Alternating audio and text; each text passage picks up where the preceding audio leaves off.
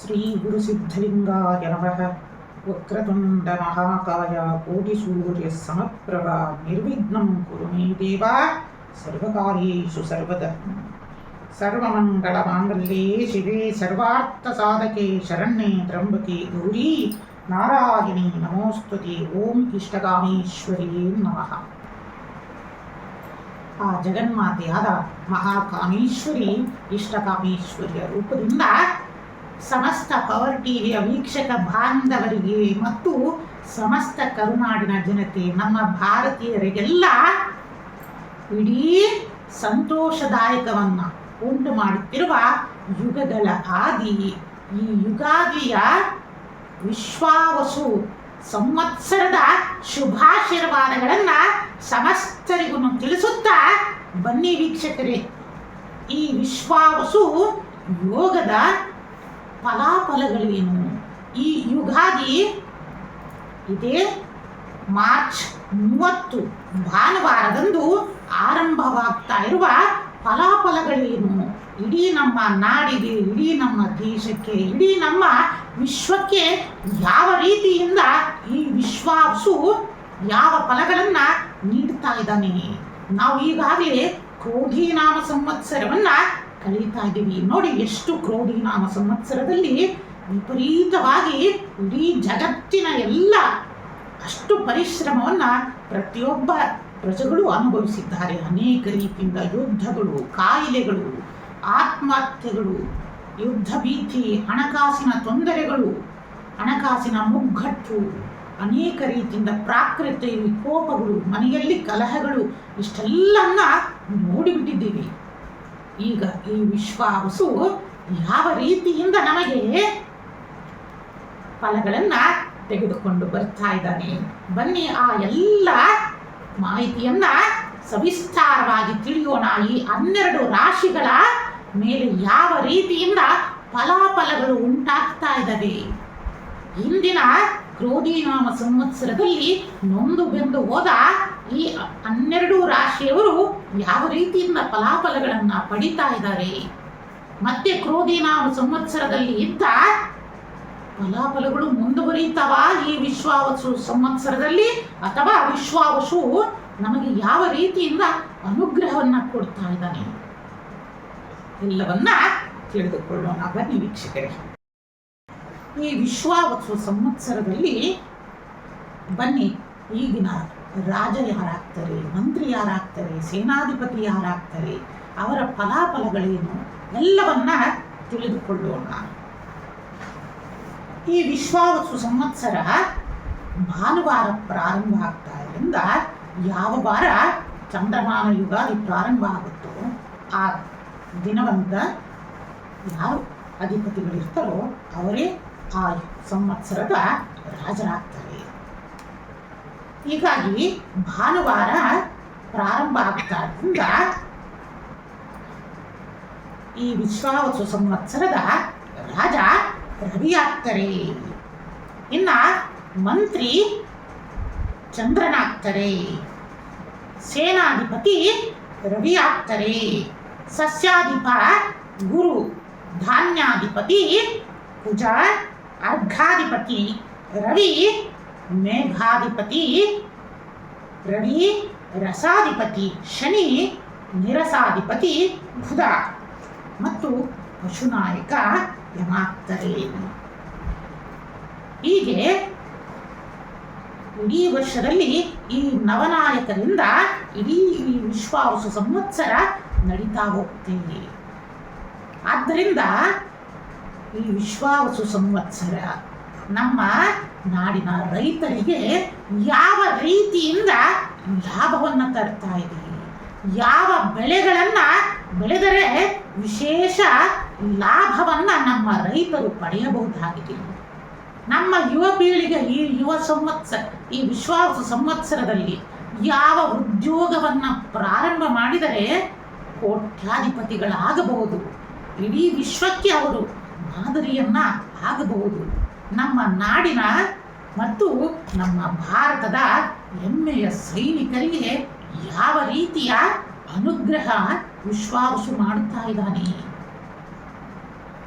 ಇಡೀ ನಮ್ಮ ದೇಶದ ಘನತೆಗೆತ್ತ ಹೆಮ್ಮೆಯ ಪ್ರಧಾನಮಂತ್ರಿಗಳಾದ ಸನ್ಮಾನ್ಯ ಶ್ರೀ ನರೇಂದ್ರ ಮೋದಿಜಿಯವರಿಗೆ ಯಾವ ರೀತಿಯಿಂದ ವಿಶ್ವಾವಸು ಅನುಗ್ರಹ ಮಾಡ್ತಾ ಇದ್ದಾನೆ ಎಲ್ಲವನ್ನ ತಿಳಿದುಕೊಳ್ಳೋಣ.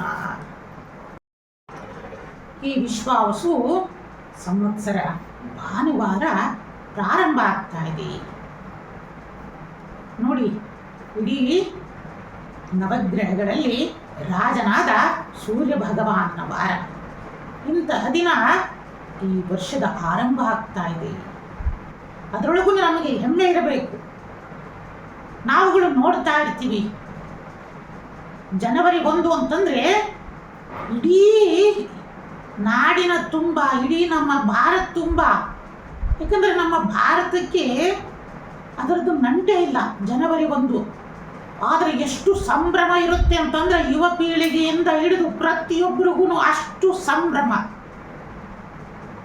ಅದು ಒಂದು ವೈಜ್ಞಾನಿಕವಾಗಿದೆಯಾ ಹೇಳಿ ವೀಕ್ಷಕರೇ? ನಮಗಂತೂ ಗೊತ್ತಿಲ್ಲ. ನಾವು ಓದಿರೋ ಪ್ರಕಾರ ತಾವುಗಳು ಅದನ್ನು ಕಳಿಸಿದರೆ ನಾವುಗಳು ಅದನ್ನು ನೋಡಿ ಅದು ವೈಜ್ಞಾನಿಕವಾಗಿತ್ತಂದರೆ ನಾವು ಅಳವಡಿಸಿಕೊಳ್ಳೋಣ. ನಾವುಗಳು ಒಟ್ಟಿ ಸಕಲ ಶಾಸ್ತ್ರಗಳನ್ನು ಓದಿದಾಗ ವೈಜ್ಞಾನಿಕವಾಗಿ ಇಡೀ ನಾವು ಹೆಮ್ಮೆಯಿಂದ ಸನಾತನ ಪರಂಪರೆಗೆ ಒಳಪಟ್ಟವರು. ಅತಿ ಹೆಚ್ಚಾಗಿ ಇಂತಹ ಧರ್ಮದಲ್ಲಿ ಹುಟ್ಟಿದ ಅಂತಂದು ಹೆಮ್ಮೆಯಿಂದ ನೀವುಗಳು ಹೇಳ್ಕೋಬಹುದು. ನೋಡಿ, ಎಷ್ಟು ವೈಜ್ಞಾನಿಕವಾಗಿ ನಮ್ಮ ಋಷಿ ಮುನಿಗಳು ಈ ಸನಾತನ ಪರಂಪರೆಯನ್ನು ನಿರ್ಮಾಣ ಮಾಡಿದ್ದಾರೆ. ಸ್ವಲ್ಪ ಯೋಚನೆಯನ್ನು ಮಾಡಿ. ಆ ಜನವರಿ 1 ನೀವು ಆಚರಿಸ್ತೀರಾ ಅತ್ಯಂತ ಪಾಪ ಕರ್ಮಾದಿಗಳನ್ನು ಮಾಡಿಕೊಂಡು. ಅದಕ್ಕೊಂದು ಯಾವುದೂ ವೈಜ್ಞಾನಿಕ ರೀತಿ ನೀತಿಗಳು ಇಲ್ಲಿ. ಅದು ವೈಜ್ಞಾನಿಕವಾಗಿ ಕ್ಯಾಲೆಂಡರ್ ಬದಲಾವಣೆಗೆ ಅದು ಗಣಿತದ ಮೂಲಕ ಕೊಟ್ಟಿರೋದು, ಅದು ನಾವು ತಿಳಿದ ಹಾಗೆ. ಆದರೆ ನಮ್ಮ ಈ ಸನಾತನ ಪರಂಪರೆಯ ಯುಗಾದಿ ನೋಡಿ, ಯುಗಗಳ ಆದಿ. ಇಡೀ ನೀವು ವಿಶ್ವ, ಇಡೀ ನಮ್ಮ ಪ್ರಕೃತಿಯನ್ನ ನೋಡಿ,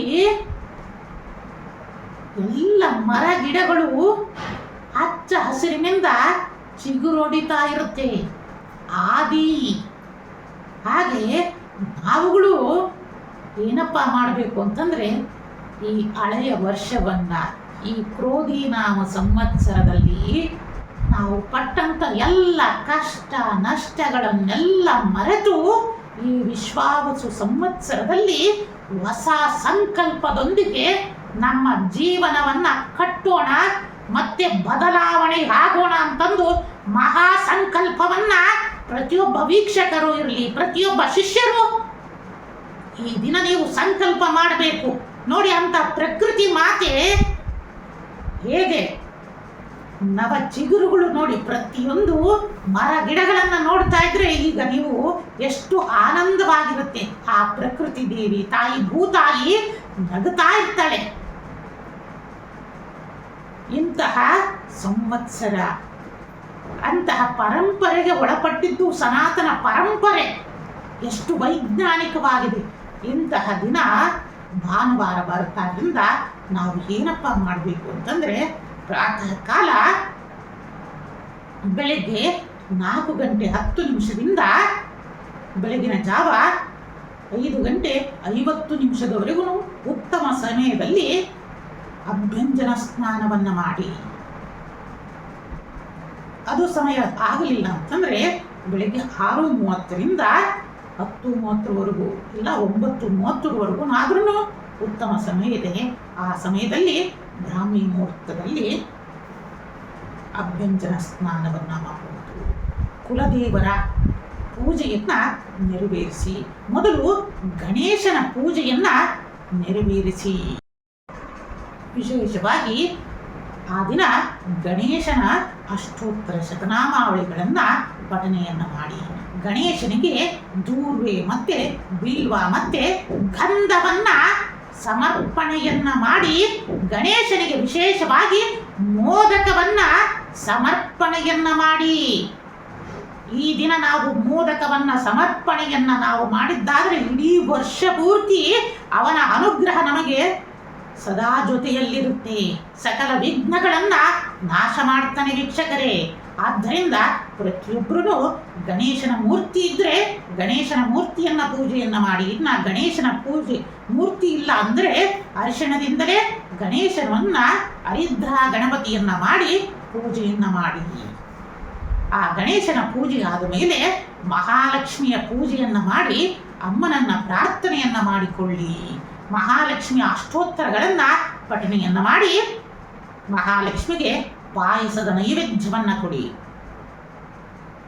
ಕೊಟ್ಟು ಕಡೆಗೆ ಸಕಲ ದೇವತೆಗಳನ್ನ ಆರಾಧನೆಯನ್ನ ಮಾಡಿ ಮತ್ತು ನವಗ್ರಹ ದೇವತೆಗಳನ್ನ ಪ್ರಾರ್ಥನೆಯನ್ನ ಮಾಡಿ ಭಗವಾನ್ ಸೂರ್ಯನಾರಾಯಣಿಗೆ ಈ ದಿನ ಕಡ್ಡಾಯವಾಗಿ ಪ್ರತಿಯೊಬ್ಬರು ಅರ್ಘ್ಯವನ್ನ ನೀಡಿ ಪ್ರಾರ್ಥನೆಯನ್ನ ಮಾಡಿ. ಕಳೆದು ಹೋದ ಕ್ರೋಧಿ ನಾಮ ಸಂವತ್ಸರದಲ್ಲಿ ಕಳೆದು ಹೋದ ಎಲ್ಲ ಕಷ್ಟ ನಷ್ಟ ದುಃಖಗಳನ್ನ ಎಲ್ಲನ್ನು ಮರೆತು ಬಿಡಬೇಕು ವೀಕ್ಷಕರೇ. ಏಕಂತಂದ್ರೆ ಅದನ್ನ ಮೊದಲು ದೂರವನ್ನ ಮಾಡಿ. ನಾವು ಯಾಕೆ ಅಭ್ಯಂಜನ ಸ್ನಾನವನ್ನ ಮಾಡ್ತೀವಿ ಅಂತಂದ್ರೆ ಅಭ್ಯಂಜನ ಸ್ನಾನದಲ್ಲಿ ನೀವುಗಳು ಇದನ್ನ ಪ್ರಾರ್ಥನೆಯನ್ನ ಮಾಡಬೇಕು. ಏನಂತಂದ್ರೆ ಬೇಡ ಅವನ್ನೆಲ್ಲ ಎಷ್ಟೋ ನೆನಪುಗಳು ಇರ್ತವೆ, ಕೈ ನೆನಪುಗಳನ್ನು ಅವನ್ನೇ ಇಟ್ಕೊಂಡು ಎಷ್ಟೋ ಜನರು ಕೊರಗಿ ತಮ್ಮ ಆರೋಗ್ಯದ ಮೇಲೆ ಪರಿಣಾಮವನ್ನು ಉಂಟು ಮಾಡ್ತಾರೆ. ಅವೆಲ್ಲ ಉಂಟಾಗಬಾರ್ದು. ಆ ಕೈ ನೆನಪುಗಳು ನಮ್ಮಿಂದ ದೂರ ಹೋಗಿಬಿಡಬೇಕು. ಹೌದಾ ಇಲ್ವಾ? ಏಕಂತಂದ್ರೆ ನೀವು ನೆನ್ನೆ ಮಾಡಿದ ಮನೆಯಲ್ಲಿ ಪದಾರ್ಥವನ್ನ ನೋಡಿ, ಅನ್ನ ಮಾಡಿದ್ದು ಬೆಳಗ್ಗೆ ಅಷ್ಟರೊಳಗನೆ ಅದು ಏನಾಗುತ್ತೆ, ಅಳಿಸಿ ಹೋಗುತ್ತೆ. ಹಾಗೆ ಇನ್ನು ಬರ್ತಾ ಇಟ್ಟರೆ 2 ದಿನ ಕೊಳೆತು ವಾಸನೆಯನ್ನ ಬರುತ್ತೆ. ಹಾಗೆ ನಮ್ಮ ಈ ಕೈ ನೆನಪುಗಳನ್ನ ನಿಮ್ಮ ಬುದ್ಧಿ ತಲೆಯಲ್ಲಿ ಇಟ್ಟು ಅದನ್ನೇ ಕೊರಗುತ್ತಾ ನಮ್ಮ ಹೃದಯಕ್ಕೆ ಇಡೀ ಹೊರ್ತಿ ಎಲ್ಲದಕ್ಕೂ ನೋವನ್ನ ಕೊಡ್ತಾ ಇರ್ತೀರ. ನನಗೆ ಅವರು ಹೀಗೆ ಅಂದರು, ನನಗೆ ಅವರು ಹೀಗೆ ಮಾಡಿದರು, ನಾನು ಎಷ್ಟೇ ಉಪಕಾರವನ್ನು ಮಾಡಿದ್ರು ಅವರು ನನಗೆ ನನ್ನ ಉಪಕಾರವನ್ನು ನೆನೆಸಲಿಲ್ಲ, ನನಗೆ ಅಪಕಾರವನ್ನು ಮಾಡಿದರು ಅಂತಂದೇ ಪ್ರತಿಯೊಬ್ಬರೂ ಕೊರಗ್ತಾ ಹೋಗ್ತೀರ. ಅದನ್ನೆಲ್ಲ ಒಂದು ಗುರುಸ್ಥಾನದಲ್ಲಿ ಹೇಳ್ತಾ ಇದ್ದೀನಿ. ಅದನ್ನೆಲ್ಲ ಈ ವಿಶ್ವಾವಸು ಸಂವತ್ಸರದಲ್ಲಿ ಮರೆತು ಬಿಡಿ. ಯಾಕಂತಂದ್ರೆ ನೋಡಿ, ಆ ಮನೆಯಲ್ಲಿ ಮಾಡಿದ ಅನ್ನವೇ ಮರುದಿನವೇ ಕೆಟ್ಟು ಹೋಗುತ್ತೆ ಅಂತಂದ್ರೆ ನಾವುಗಳು ಇಂತಹ ವಿಚಾರಗಳನ್ನ ನಮ್ಮ ಮನದಲ್ಲಿ ತಲೆಯಲ್ಲಿ ಇಟ್ಟು ನಾವು ಇನ್ನೆಷ್ಟು ಕೊಳೆತು ಹೋಗ್ಬಿಡ್ತೀವಿ. ಆದ್ರಿಂದ ಅಂತಹ ವಿಚಾರಗಳು ನಮಗೆ ಬೇಡ ಅಂತಂದು ಆ ಭಗವಂತನನ್ನ ಪ್ರಾರ್ಥನೆಯನ್ನ ಮಾಡಿ. ಏನಪ್ಪ ಪ್ರಾರ್ಥನೆಯನ್ನು ಮಾಡಬೇಕು? ಕಳೆದು ಹೋದ ಎಲ್ಲ ಕಹಿ ನೆನಪುಗಳು ದೂರವಾಗಲಿ. ಈ ವಿಶ್ವಾವಸು ಯೋಗದಲ್ಲಿ ಈ ದಿನ ಗುರುಗಳ ಆಜ್ಞೆ ಪ್ರಕಾರ ನನ್ನ ಜೀವನ ಸಾರ್ಥಕತೆಯನ್ನು ಹೊಂದಬೇಕು. ಈ 3 ದಿನದ ಜೀವನವೆಂಬ ಸಂತೆ ನೀರಿನ ಮೇಲಿನ ಗುಳ್ಳೆಯಂತೆ. ಆ ನೀರಿನ ಮೇಲಿನ ಗುಳ್ಳೆ ಯಾವಾಗ ಉದ್ದಾಗುತ್ತೋ ಶಾಶ್ವತವಲ್ಲ. ಆದ್ರೂ ಮನುಷ್ಯ ನೂರಾರು ಆಸೆಗೆ ಆಸೆ ಪಟ್ಟು ತಾನು ಇಲ್ಲಿ ಶಾಶ್ವತ ಅಂತಂದು ಮಾಡಬಾರದ ಕರ್ಮಗಳನ್ನು ಮಾಡ್ತಾ ಇದ್ದಾನೆ. ಅದನ್ನೆಲ್ಲ ಅರಿವಿಗೆ ತೆಗೆದುಕೊಂಡು ನಾವೇನಪ್ಪ ಮಾಡಬೇಕು ಅಂತಂದ್ರೆ, ನಮ್ಮ ಈ 3 ದಿನದ ಜೀವನವನ್ನ ಈ ಸಂತೆಗೆ ಬಂದಿದ್ದೀವಿ, ಈ ಸಂತೆಯನ್ನ ಅಚ್ಚುಕಟ್ಟಾಗಿ ಮಾಡಿಕೊಂಡು ಹೋಗೋಣ. ಪ್ರಕೃತಿಗೆ ನಾವೇನಾದ್ರೂ ನೀಡೋಣ. ಈ ಜನ್ಮ ಸಾರ್ಥಕತೆಯನ್ನ ಪಡಿಬೇಕು. ಹೌದಲ್ಲ ವೀಕ್ಷಕರೇ? ಯಾಕಂತಂದ್ರೆ ಈ 3 ದಿನ ಆದ ಮೇಲೆ ಕೊಳೆತು ಹೋಗುತ್ತೆ. ಶಿವನಾಗಿರೋ ಈ ಉಸಿರು ಹೋಯ್ತಂದ್ರೆ ಶವನಾಗಿ ಹೋಗ್ಬಿಡುತ್ತೆ. ಆ ಶವವನ್ನ ಮುಟ್ಟಲಿಕ್ಕೂ ಜನ ಹೆದರ್ತಾರೆ. ಆದ್ರಿಂದ ನಾವು ಇರಬೇಕಾದ್ರೆ ಏನಾದ್ರೂ ಸಾಧನೆಯನ್ನ ಮಾಡಿ ಆ ಶವಕ್ಕೂ ಶಿವ ಸಂಸ್ಕಾರವನ್ನ ದೊರೆಯುವಂತಾಗಲಿ ಅಂತಂದೇಳಿ ಸಂಸ್ಕಾರವನ್ನ ಒಂದು ರೆಸಲ್ಯೂಷನ್ ಮಾಡಿ ಒಂದು ಸಂಕಲ್ಪವನ್ನ ಮಾಡಬೇಕು. ಏಕೆಂದ್ರೆ ನೀವು ಎಷ್ಟೋ ಯುಗಾದಿಗಳನ್ನು ನೋಡ್ತಾ ಇದ್ದೀರ. ಆದರೆ ಸಾಧನೆ ಏನಾಗ್ತಾ ಇದೆ, ಪ್ರತಿಯೊಂದು ಸಮಯ ಒಂದೊಂದು ಕ್ಷಣವೂ ಸಹ ಆ ಭಗವಂತ ನಮಗೆ ನೀಡ್ತಾ ಇರುವ ಅತ್ಯಮೂಲ್ಯ ವರ. ಆ ವರವನ್ನು ನಾವು ಯಾವ ರೀತಿಯಿಂದ ಉಪಯೋಗವನ್ನು ಮಾಡಿ ನೀನು ಬೆಳೀತಾ ಇದೀಯಾ ಮತ್ತು ಇತರರನ್ನು ಬೆಳೆಸ್ತಾ ಇದೀಯಾ, ನಿನ್ನ ಸಮಾಜವನ್ನ ಯಾವ ರೀತಿಯಿಂದ ನಡೆಸ್ತಾ ಇದೀಯಾ ಅನ್ನೋದನ್ನ ಭಗವಂತ ನೋಡ್ತಾ ಇರ್ತಾನೆ. ಅದನ್ನೇ ನಾವು ಮಹಾಸಂಕಲ್ಪವನ್ನಾಗಿ ಮಾಡೋಣ. ಯಾಕಂತಂದ್ರೆ ಆಗ ಮಾತ್ರ ಭಗವಂತನೇ ನಾವು ಪ್ರೀತಿಯಾಗಿ ನಡೀತೀವಿ, ಅವನ ಪ್ರೀತಿಯನ್ನ ನಾವು ಪಡೆಯಬಹುದು ವೀಕ್ಷಕರೇ. ಹೀಗೆ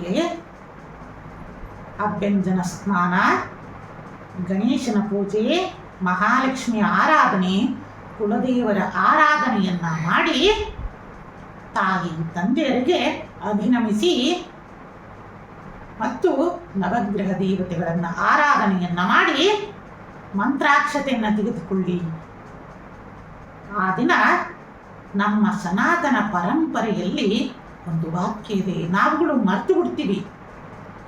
ನಾವು ಇಷ್ಟೇ ಎಲ್ಲ ಕಾರ್ಯವನ್ನು ಮಾಡಿದ್ರೂ ನಿಮ್ಮ ನಿಮ್ಮ ಗುರುಗಳ ದರ್ಶನವನ್ನು ಮರೆಯಬಾರದು ವೀಕ್ಷಕರೇ.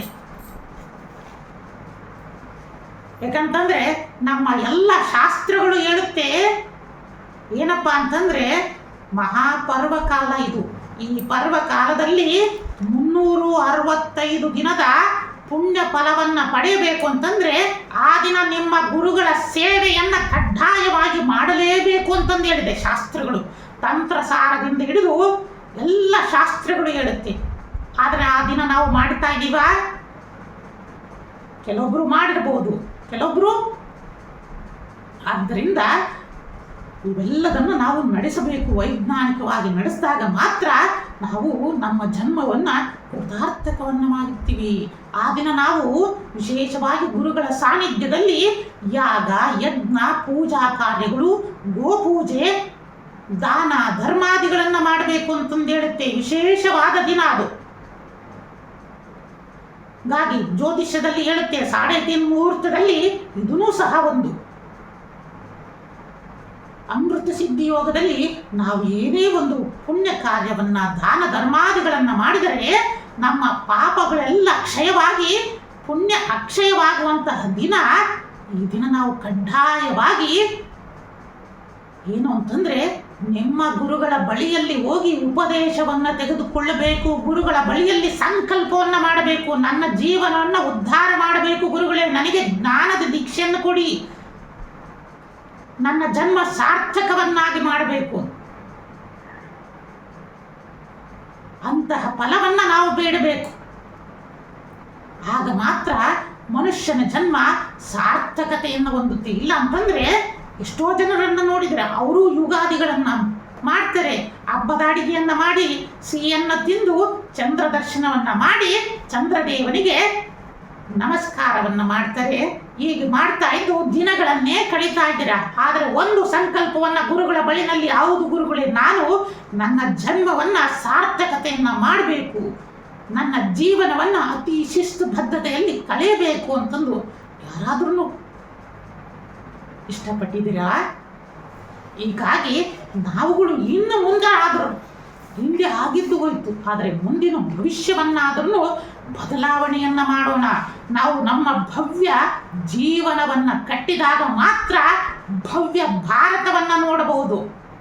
ಹೌದಲ್ಲ ವೀಕ್ಷಕರೇ? ನಿಮ್ಮ ಭವ್ಯ ಜೀವನವನ್ನೇ ಕಟ್ಟದಲ್ಲೇ ನಮ್ಮ ಭವ್ಯ ಭಾರತವನ್ನ ನೋಡಬೇಕು ಅಂತಂದು ಎಷ್ಟೋ ಜನ ಆಸೆಯನ್ನು ಪಡ್ತಾ ಇರ್ತಾರೆ. ಹಾಗಾಗಿ ಅದನ್ನು ನಾವು ಭವ್ಯ ಭಾರತವನ್ನು ಕಟ್ಟಬೇಕು ಅಂತಂದರೆ ಅತಿ ಶಿಸ್ತುಬದ್ಧ ನಿಮ್ಮ ಜೀವನವನ್ನು ಮೊದಲು ಕಟ್ಟಿ, ತನಗೆ ತಾನಾಗೆ ನಮ್ಮ ಭವ್ಯ ಭಾರತ ನಿರ್ಮಾಣ ಆಗ್ತಾ ಹೋಗುತ್ತೆ. ಆದ್ದರಿಂದ ನಾವುಗಳು ಈ ದಿನ ನಾವು ತಿಳಿಸಿರುವ ಪ್ರತಿಯೊಂದು ಕಾರ್ಯವನ್ನ ಮಾಡಿ ಗುರುಗಳ ಬಳಿಯಲ್ಲಿ ಹೋಗಿ ಯಾಗ, ಯಜ್ಞ, ಪೂಜಾದಿ, ದಾನ ಧರ್ಮಾದಿಗಳನ್ನ ಮಾಡಿ ಗೋಪೂಜೆಯನ್ನ ಮಾಡಬೇಕು. ಪ್ರತಿಯೊಬ್ಬರೂ ಆ ದಿನ ಗೋಪೂಜೆಯನ್ನ ಮಾಡಿ, ಗೋಗ್ರಾಸವನ್ನ ನೀಡಿ, ಅನ್ನದಾನಾದಿಗಳನ್ನ ಮಾಡಿ, ಬಡವರಿಗೆ ದಾನ ಧರ್ಮಾದಿಗಳನ್ನು ಮಾಡಿ ಅವರ ಅನುಗ್ರಹವನ್ನು ಪಡೆಯಿರಿ. ಚಿಕ್ಕ ಮಕ್ಕಳಿರಲಿ, ವೃದ್ಧರ ಸೇವೆಯನ್ನು ಮಾಡಿ ಆದಷ್ಟು ಆ ದಿನ ಪ್ರಕೃತಿ ಪ್ರಿಯರಾಗಿ ಒಂದು ಮರವನ್ನಾದರೂ ನೆಡುವುದರಿಂದ ಪ್ರಕೃತಿಗೆ ನಾವು ಒಂದು ಕೊಡುಗೆಯನ್ನು ಕೊಟ್ಟ ಹಾಗೆ ಆಗುತ್ತೆ. ಆದ್ದರಿಂದ ಪ್ರಕೃತಿಗೆ ಒಂದು ಕೊಡುಗೆಯನ್ನು ನೀಡೋಣ. ಹಾಗೆ ಕೆಲವರಿಗೆ ಗಿಡವನ್ನು ನೆಡಲಿಕ್ಕಾಗ್ತಾ ಇಲ್ಲ, ಪರವಾಗಿಲ್ಲ, ಒಂದು ದಿನನಾದ್ರೂ ಪ್ರತಿದಿನನೂ ನಿನ್ನ ಕೈಲಾದಷ್ಟಾದ್ರೂ ನೀರನ್ನಾದ್ರೂ ಹಾಕು. ಇದರಿಂದ ನವಗ್ರಹಗಳು ಶಾಂತಿ ಆಗ್ತವೆ. ಅದನ್ನಾದ್ರೂ ಮಾಡ್ತಾ ಬಾ. ಆ ಗಿಡವನ್ನು ಪೋಷಣೆಯನ್ನು ಮಾಡು. ಆ ಗಿಡ ನೆರಳನ್ನು ಕೊಟ್ಟಾಗ ಆ ಪುಣ್ಯ ನಿನಗೆ ದೊರಕುತ್ತೆ. ಆ ವೃಕ್ಷ ನಿನ್ನ ಕುಟುಂಬಕ್ಕೆಲ್ಲ ಅನುಗ್ರಹವನ್ನು ಮಾಡ್ತಾ ಹೋಗುತ್ತೆ. ಆ ತಾಯಿ ಮಹಾಲಕ್ಷ್ಮಿ ನಿನ್ನ ಮೇಲೆ ಕೃಪೆಯನ್ನು ತೋರುತ್ತಳೆ. ವೀಕ್ಷಕರೇ, ಆದಷ್ಟು ಈ ಎಲ್ಲ ಕಾರ್ಯಗಳನ್ನು ಮಾಡ್ತಾ ಬನ್ನಿ. ನಂತರ ಈ ವರ್ಷದ ಆದಾಯ ವ್ಯಯಗಳನ್ನು ತಿಳ್ಕೊಳ್ಳೋಣ.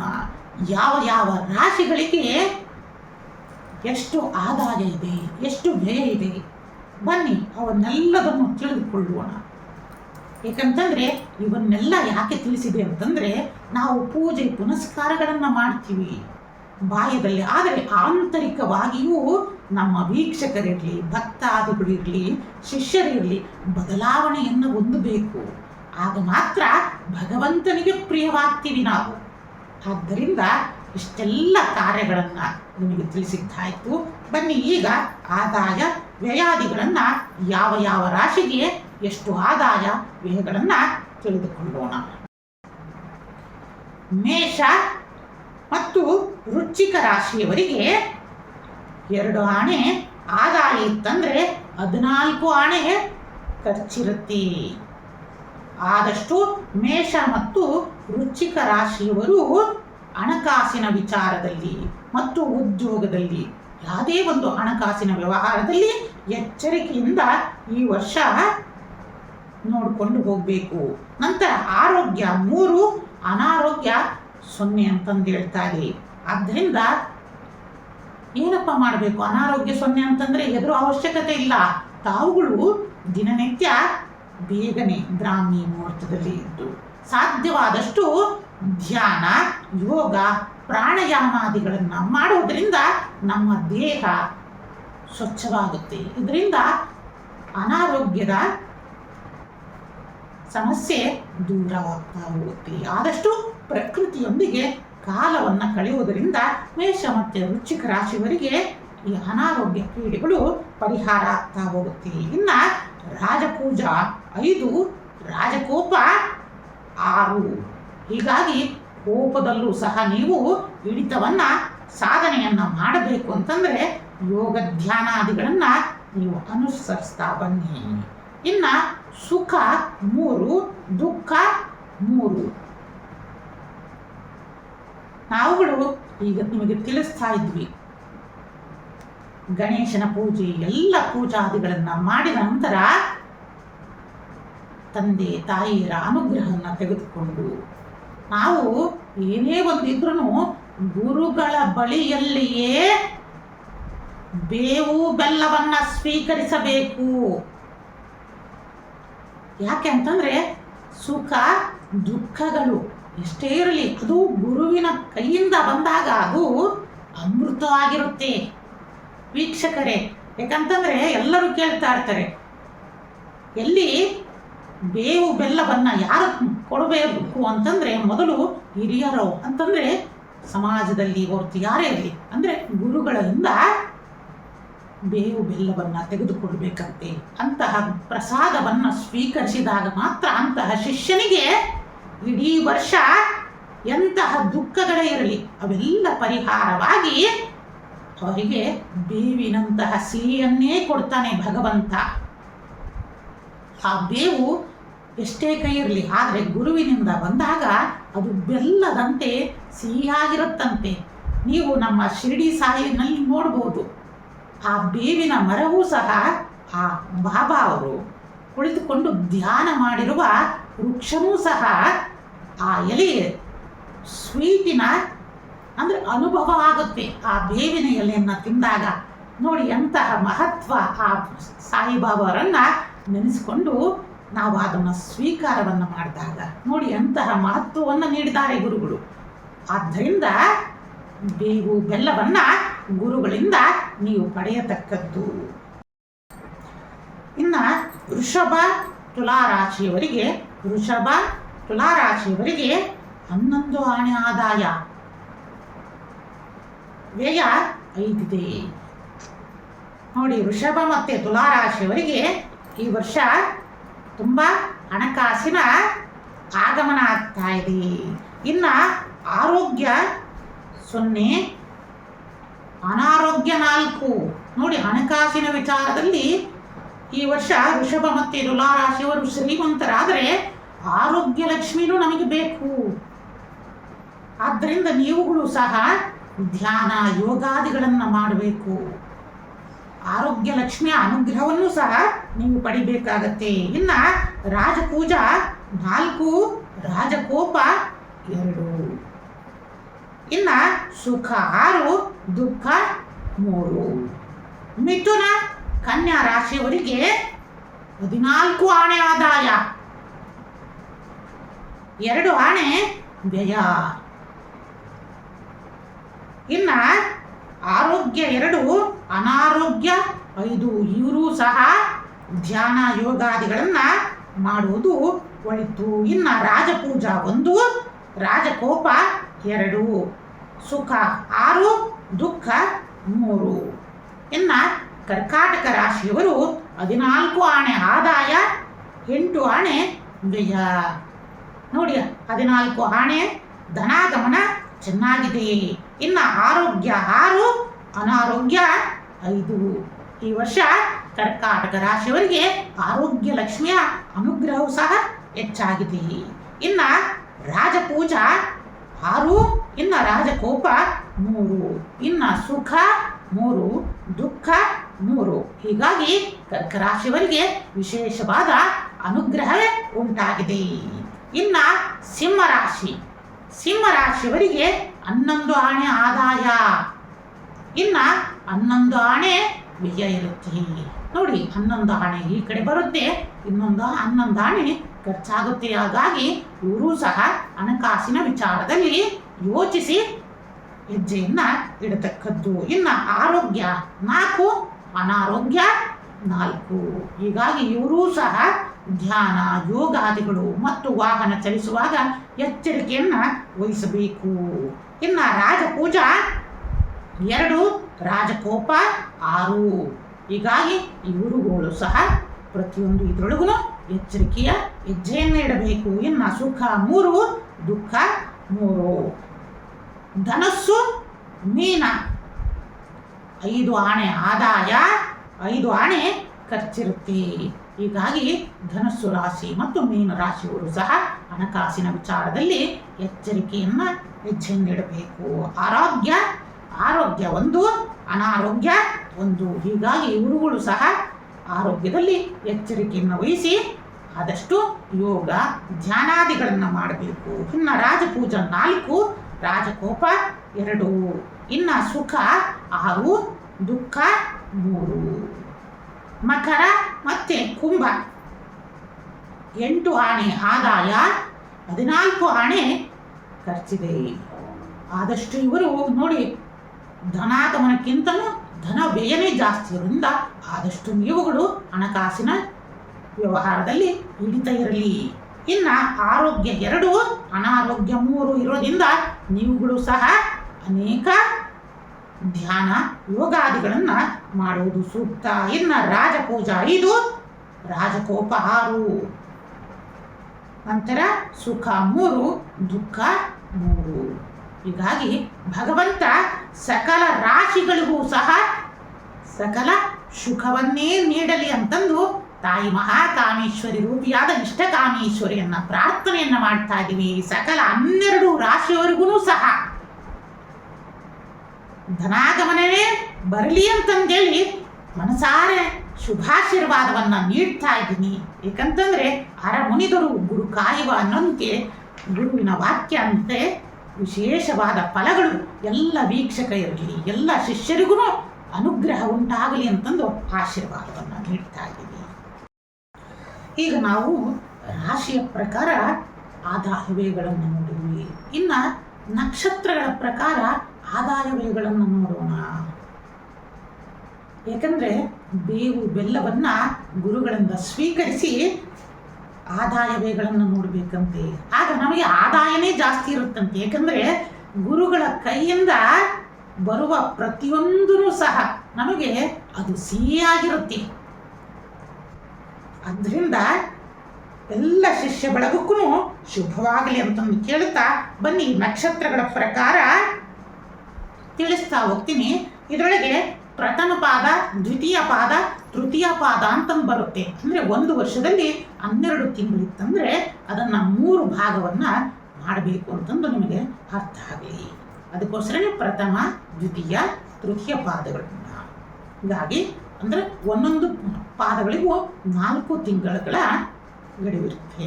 ಅದನ್ನು ತಿಳ್ಕೊಂಡು ನೀವು ಆದಾಯ ವ್ಯಯಗಳನ್ನ ಈಗ ನೀವು ನೋಡ್ಕೋಬಹುದು. ಅಶ್ವಿನಿ ನಕ್ಷತ್ರದವರಿಗೆ ಪ್ರಥಮ ಪಾದದಲ್ಲಿ 3, ದ್ವಿತೀಯ ಪಾದದಲ್ಲಿ 0 ಮತ್ತು ತೃತೀಯ ಪಾದದಲ್ಲಿ 1. ಭರಣಿ ನಕ್ಷತ್ರದವರಿಗೆ ಪ್ರಥಮ ಪಾದ 6, 1, 4. ಕೃತ್ತಿಕಾ ನಕ್ಷತ್ರದವರಿಗೆ 1, 2, 2. ರೋಹಿಣಿ ನಕ್ಷತ್ರದವರಿಗೆ 4, 0, 0. ಮೃಗಶಿರಾ ನಕ್ಷತ್ರದವರಿಗೆ 7, 1, 3. ಆರಿದ್ರಾ ನಕ್ಷತ್ರದವರಿಗೆ 2, 2, 1. ಪುನರಸು ನಕ್ಷತ್ರದವರಿಗೆ 5, 0, 4. ಪುಷ್ಯ ನಕ್ಷತ್ರದವರಿಗೆ 0, 1, 2. ಆಶ್ಲೇಷ ನಕ್ಷತ್ರದವರಿಗೆ 3, 2, 0. ಮಘ ನಕ್ಷತ್ರದವರಿಗೆ 6, 0, 3. ಉಬ್ಬ ನಕ್ಷತ್ರದವರಿಗೆ 1, 1, 1. ಉತ್ತರ ನಕ್ಷತ್ರದವರಿಗೆ 4, 2, 4. ಹಸ್ತ ನಕ್ಷತ್ರದವರಿಗೆ 7, 0, 2. ಚಿತ್ತಾ ನಕ್ಷತ್ರದವರಿಗೆ 2, 1, 0. ಸ್ವಾತಿ ನಕ್ಷತ್ರದವರಿಗೆ 5, 2, 3. ವಿಶಾಖ ನಕ್ಷತ್ರದವರಿಗೆ 0, 0, 1. ಅನುರಾಧ ನಕ್ಷತ್ರದವರಿಗೆ 3, 1, 4. ಜ್ಯೇಷ್ಠ ನಕ್ಷತ್ರದವರಿಗೆ 6, 2, 2. ಮೂಲ ನಕ್ಷತ್ರದವರಿಗೆ 1, 0, 0. ಪೂರ್ವಾಷಾಢ ನಕ್ಷತ್ರದವರಿಗೆ 4, 1, 3. ಉತ್ತರಾಷಾಢ ನಕ್ಷತ್ರದವರಿಗೆ 7, 2, 1. ಶ್ರವಣ ನಕ್ಷತ್ರದವರಿಗೆ 2, 0, 4. ಧನಿಷ್ಠ ನಕ್ಷತ್ರದವರಿಗೆ 5, 1, 2. ಶತಭಿಷ ನಕ್ಷತ್ರದವರಿಗೆ 0, 2, 0. ಪೂರ್ವಭಾದ್ರ ನಕ್ಷತ್ರದವರಿಗೆ 3, 0, 3. ಉತ್ತರಾಭಾದ್ರ ನಕ್ಷತ್ರದವರಿಗೆ 6, 1, 1. ರೇವತಿ ನಕ್ಷತ್ರದವರಿಗೆ 1, 2, 4. ಹೀಗೆ 27 ನಕ್ಷತ್ರಗಳ ಆದಾಯವನ್ನು ತಿಳಿಸಿದ್ದೀನಿ. ಯಾರಿಗೂ ಶೂನ್ಯ ಇದ್ರೂ ಅವರಿಗೂ ಎಲ್ಲರಿಗೂ ಶುಭವೇ ಉಂಟಾಗಲಿ. ಆ ತಾಯಿ ಮಹಾಕಾಮೇಶ್ವರಿ ಇಷ್ಟಕಾಮೇಶ್ವರಿಯ ರೂಪದಿಂದ ನಿಮ್ಮೆಲ್ಲರಿಗೂ ಮಹಾಲಕ್ಷ್ಮಿಯ ರೂಪದಿಂದ ಅನುಗ್ರಹವನ್ನು ಮಾಡಲಿ. ಈ ವರ್ಷ ಎಲ್ಲದೂ ಶಾಂತಿ ಸಮೃದ್ಧಿ ವಿಶ್ವಾವಸು ಯೋಗದಲ್ಲಿ ಎಲ್ಲ ನಕ್ಷತ್ರದವರೆಗೂ ಉಂಟಾಗಿ ನಿಮ್ಮ ಎಲ್ಲ ಕಷ್ಟಗಳು ಪರಿಹಾರ ಆಗಲಿ ಅಂತಂದು ಮನಸಾರೆ ಶುಭಾಶೀರ್ವಾದವನ್ನು ನೀಡುತ್ತಾ ಇದ್ದೀನಿ. ಈ ವಿಶ್ವಾವಸು ಸಂವತ್ಸರದಲ್ಲಿ ನಾವು ಈಗ ಆದಾಯ ವ್ಯಯಗಳನ್ನೆಲ್ಲ ತಿಳಿದುಕೊಂಡ್ವಿ. ನಾವು ಏನು ಮಾಡಬೇಕು ಬೆಳಗಿನಿಂದ ಅಂತಂದು ಎಲ್ಲವನ್ನೂ ತಿಳಿದುಕೊಂಡು ಗುರುಗಳಿಂದ ಬೇವು ಬೆಲ್ಲವನ್ನು ತೆಗೆದುಕೊಂಡು ಸುಖ ದುಃಖಗಳು ಏನೇ ಇರಲಿ ಎಲ್ಲವನ್ನ ಸಮ ಪ್ರಮಾಣದಲ್ಲಿ ಹಂಚ್ಕೋಬೇಕು. ಹೀಗಾಗಿ ಎಲ್ಲವನ್ನ ಪಡೆದು ನಾವುಗಳು ಈ ವಿಶ್ವಾವಸು ಸಂವತ್ಸರದಲ್ಲಿ ಇಡೀ ಜಗತ್ತಿನ ಮೇಲೆ ಯಾವ ರೀತಿಯಿಂದ ಈ ನವನಾಯಕರ ಫಲಗಳು ಉಂಟಾಗ್ತಾ ಇದ್ದೀವಿ, ಯಾರಿಗೆ ಅಭಿವೃದ್ಧಿ ಆಗ್ತಾ ಇದೆ, ಯಾವ ರಾಶಿಗೆ ಶುಭಗಳು ಎಲ್ಲವನ್ನ ತಿಳಿದುಕೊಳ್ಳೋಣ. ನಮ್ಮ ರೈತಾಪಿ ವರ್ಗದವರಿಗೆ ಯಾವ ರೀತಿಯಿಂದ ಶುಭ ಉಂಟಾಗುತ್ತೆ ಎಲ್ಲವನ್ನ ತಿಳಿದುಕೊಳ್ಳೋಣ. ಮೊದಲು ಜಾಗತಿಕವಾಗಿ ಫಲಾಫಲಗಳನ್ನು ನೋಡೋಣ ಬನ್ನಿ ವೀಕ್ಷಕರೇ. ಮೊದಲನೆಯದು, ಅನೇಕ ರಾಷ್ಟ್ರಗಳ ನಡುವೆ ನಡೆಯುತ್ತಿರುವ ಯುದ್ಧಗಳು ಈ ವಿಶ್ವಾವಸು ಸಂವತ್ಸರದಲ್ಲಿ ಕೆಲವೊಂದು ಸಮಾಪ್ತಿಯಾಗಲಿದೆ ಮತ್ತು ಅನೇಕ ರಾಷ್ಟ್ರಗಳ ನಡುವೆ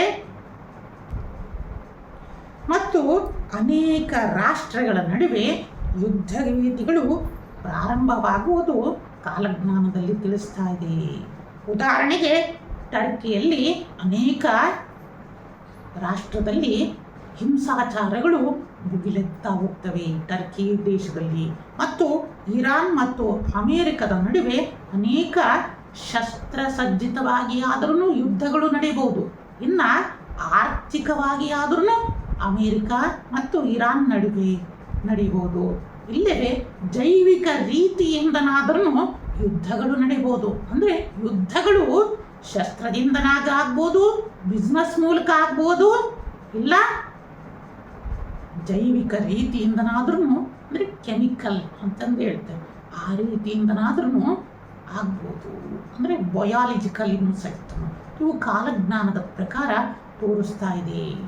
ಇನ್ನು ಆದ್ದರಿಂದ ಈ ವಿಶ್ವಾವಸು ಯೋಗದಲ್ಲಿ ಅನೇಕ ರೀತಿಯಿಂದ ಶಾಂತಿ ಸ್ಥಾಪನೆ ಆಗಲಿ ಅಂತಂದು ನಾವುಗಳು ಸಹ ಪ್ರಾರ್ಥನೆಯನ್ನು ಮಾಡ್ತಾ ಇದ್ದೀವಿ. ಏಕೆಂದರೆ ಯುದ್ಧಗಳಿಂದ ಇಡೀ ಜಾಗತಿಕ ವಾತಾವರಣದಲ್ಲಿ ಪ್ರತಿಯೊಬ್ಬರಿಗೂ ಸಹ ಅದರ ಹೊರೆ ಉಂಟಾಗುತ್ತೆ. ಆರ್ಥಿಕವಾಗಿ ನಷ್ಟಗಳು ಬೇರೆ ದೇಶದ ನಡುವೆ ಇಲ್ಲ ಅಂದ್ರೂ ಸಹ ಅದರಿಂದ ಆರ್ಥಿಕವಾಗೂ ಸಹ ಅನುಭವಿಸಬೇಕಾಗತ್ತೆ. ಮೊನ್ನೆ ಕ್ರೋಧಿ ನಾಮ ಸಂವತ್ಸರ ಮತ್ತು ಅದರಿಂದ ಹಿಂದೆನೂ ಸಹ ನೋಡಿ ಅನೇಕ ಉಕ್ರೇನ್ ವಾರ್ನಲ್ಲಿ ನಮ್ಮ ಭಾರತದಲ್ಲೇ ಎಷ್ಟು ವಿದ್ಯಾರ್ಥಿಗಳು ಅಲ್ಲಿ ವೈದ್ಯಕೀಯ ಮಾಡ್ತಾ ಇದ್ದರು ಬಂದು ಅವ್ರಿಗೂ ಸಹ ಎಷ್ಟು ಆರ್ಥಿಕ ಹೊರೆ ಉಂಟಾಯಿತು. ಆದ್ದರಿಂದ ನಾವುಗಳು ಈ ವಿಶ್ವಾವಸು ಸಂವತ್ಸರದಲ್ಲಿ ಇಡೀ ವಿಶ್ವಕ್ಕೆ ಶಾಂತಿ ಸಿಗಲಿ ಅಂತಂದು ಪ್ರಾರ್ಥನೆಯನ್ನು ಮಾಡೋಣ. ಇನ್ನು ರೈತರಿಗೆ ಈ ವಿಶ್ವಾವಸು ಸಂವತ್ಸರದಲ್ಲಿ ಯಾವ ರೀತಿಯಿಂದ ಫಲ ಸಿಗುತ್ತೆ? ಏಕೆಂದರೆ ಇಡೀ ವಿಶ್ವದ ಆರ್ಥಿಕತೆ ನಿಂತಿರೋದು ರೈತಾಪಿ ವರ್ಗದ ಮೇಲೆ, ಕೃಷಿಯ ಅವಲಂಬಿಸಿದೆ. ಆದ್ದರಿಂದ ನಮ್ಮ ಭಾರತ ಇರಲಿ, ನಮ್ಮ ಕರ್ನಾಟಕವೂ ಸಹ ಕೃಷಿಯ ಪ್ರಾಧಾನ್ಯತೆ ಇದು. ಆದ್ದರಿಂದ ರೈತಾಪಿ ವರ್ಗಕ್ಕೆ ಈ ವರ್ಷ ಉತ್ತಮ ಲಾಭಗಳು ದೊರೆಯಲಿದೆ. ಉತ್ತಮವಾದ ಮಳೆಯ ಸಂಭವಗಳು ಉಂಟಾಗಲಿದೆ. ಮಳೆಯಿಂದ ಉತ್ತಮವಾದ ಬೆಳೆ ರೈತರಿಗೆ ಸಿಗಲಿದೆ. ಆದಷ್ಟು ವೈಜ್ಞಾನಿಕವಾಗಿ ರೈತರು ಕೃಷಿಯನ್ನು ಮಾಡಿ ಅತ್ಯಧಿಕವಾದ ಲಾಭವನ್ನು ಪಡೆಯುವಂತಾಗಲಿ ಅಂತಂದು ಶ್ರೀಪೀಠದಿಂದನೂ ಸಹ ಆಶೀರ್ವಾದವನ್ನು ಕೇಳ್ತಾ ಇದ್ದೀವಿ. ಏಕೆಂದರೆ ನಮ್ಮ ಭಾರತ ಭೂಮಿ ನಿಂತಿರೋದೇ ರೈತಾಪಿ ವರ್ಗದ ಮೇಲೆ. ಹಾಗಾಗಿ ರೈತ ಎಂದು ಅವನು ಖುಷಿಯಿಂದ ಇರ್ತಾನೋ ಆ ದಿನ ನಮ್ಮ ದೇಶ ಸಮೃದ್ಧಿ ಆಗುತ್ತೆ. ಆದರೆ ಈ ದಿನ ನಾವು ಎಷ್ಟೋ ನೋಡ್ತಾ ಇದ್ದೀವಿ, ಅನೇಕ ರೈತಾಪಿ ವರ್ಗದವರಿಗೆ ಮಕ್ಕಳಿಗೆ ಸರಿಯಾದ ಶಿಕ್ಷಣ ದೊರೀತಾ ಇಲ್ಲ. ಅವರಿಗೊಂದು ಸರಿಯಾದ ಊಟ ಇರಲಿ, ಕಲ್ಯಾಣದ ವ್ಯವಸ್ಥೆನೂ ಸಹ ಉಂಟಾಗ್ತಾ ಇಲ್ಲ. ಶ್ರೀಪೀಠಕ್ಕೆ ಎಷ್ಟೋ ಜನ ಕೇಳ್ಕೊಂಡಿದ್ದಾರೆ, ಗುರುಗಳೇ ನಮ್ಮ ತಂದೆ ರೈತ, ನಾನು ರೈತನಾಗಿದ್ದೀನಿ ಅಂತಂದರೆ ನನಗೆ ಕನ್ಯೆ ಸಿಗ್ತಾ ಇಲ್ಲ, ಮನೆ ಸಿಗ್ತಾ ಇಲ್ಲ ಅವರಿಗೆ. ಪಾಪ ಇಡೀ ಎಲ್ಲರಿಗೂ ಅನ್ನದಾತರು ಅವರು ರೈತರು. ಆದರೆ ಅಂಥವರಿಗೆ ಒಂದು ಸೂರಿಲ್ಲ. ಎಷ್ಟೋ ಸರ್ಕಾರಗಳು ಬಂದು ಹೋಗ್ತಾ ಇದ್ದಾವೆ, ಆಶ್ವಾಸನೆಯನ್ನು ನೀಡ್ತಾರೆ, ತಾವು ಬೆಂಬಲ ಬೆಲೆ ನೀಡ್ತೀವಿ ಅಂತಂದು ಹೇಳ್ತಾರೆ.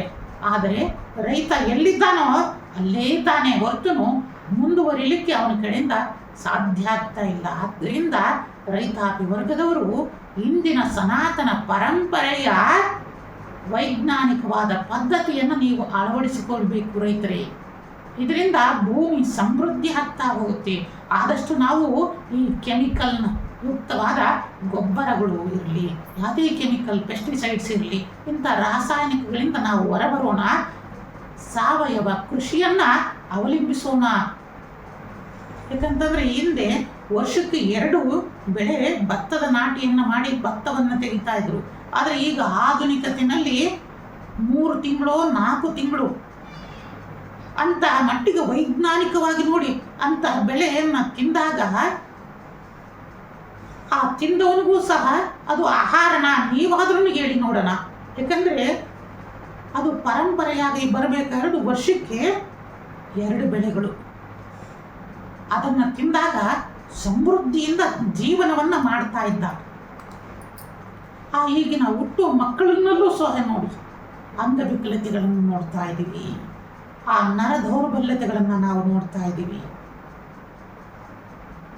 ಅದರಿಂದ ನಾವು ಹೆಚ್ಚಿನ ಆಸೆಗೆ ಒಳಪಡದಲೇ ನಾವು ಮೊದಲು ಎಲ್ಲಿ ಸರಿಯಾಗಬೇಕು ಅಂತಂದರೆ ಆಹಾರ ಪದ್ಧತಿ ನಮ್ಮ ಎಲ್ಲಿ ಸಂಸ್ಕಾರಯುತವಾಗಿ ನಡೆಯುತ್ತೋ ಆಗ ಆ ದೇಶ ಖಂಡಿತ ಮುಂದುವರಿಯುತ್ತೆ.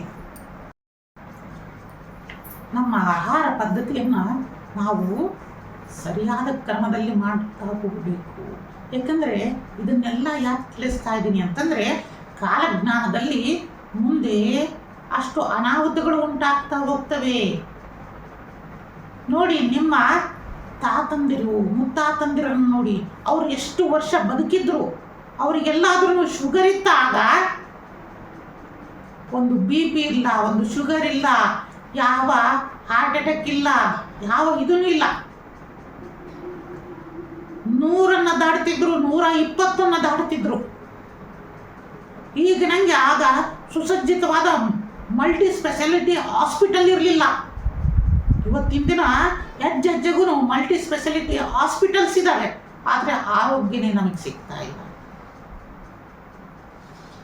ಎಷ್ಟೊಂದು ಹೆಜ್ಜೆಗೂ ಹಾಸ್ಪಿಟಲ್, ಆಗ ಹಾಸ್ಪಿಟಲ್ಗಳು ಇರಲ್ಲ. ಯಾಕೆ ಇದು ಆಗ್ತಾ ಇದೆ? ಕಾಲಜ್ಞಾನದ ಪ್ರಕಾರ ಮುಂದೆ ದೊಡ್ಡ ಅನಾಹುತ ಇದೆ. ಅದರೊಳಗೂ ಭಾರತದ ಮೇಲೆ ವಿಶೇಷವಾಗಿ ಇಂತಹ ಬಯಾಲಜಿಕಲ್ ವಾರ್ ಅಂತಂದು ಹೇಳ್ತೀವಿ, ಅಂದರೆ ರಾಸಾಯನಿಕಯುಕ್ತವಾದ ಯುದ್ಧ. ಇದು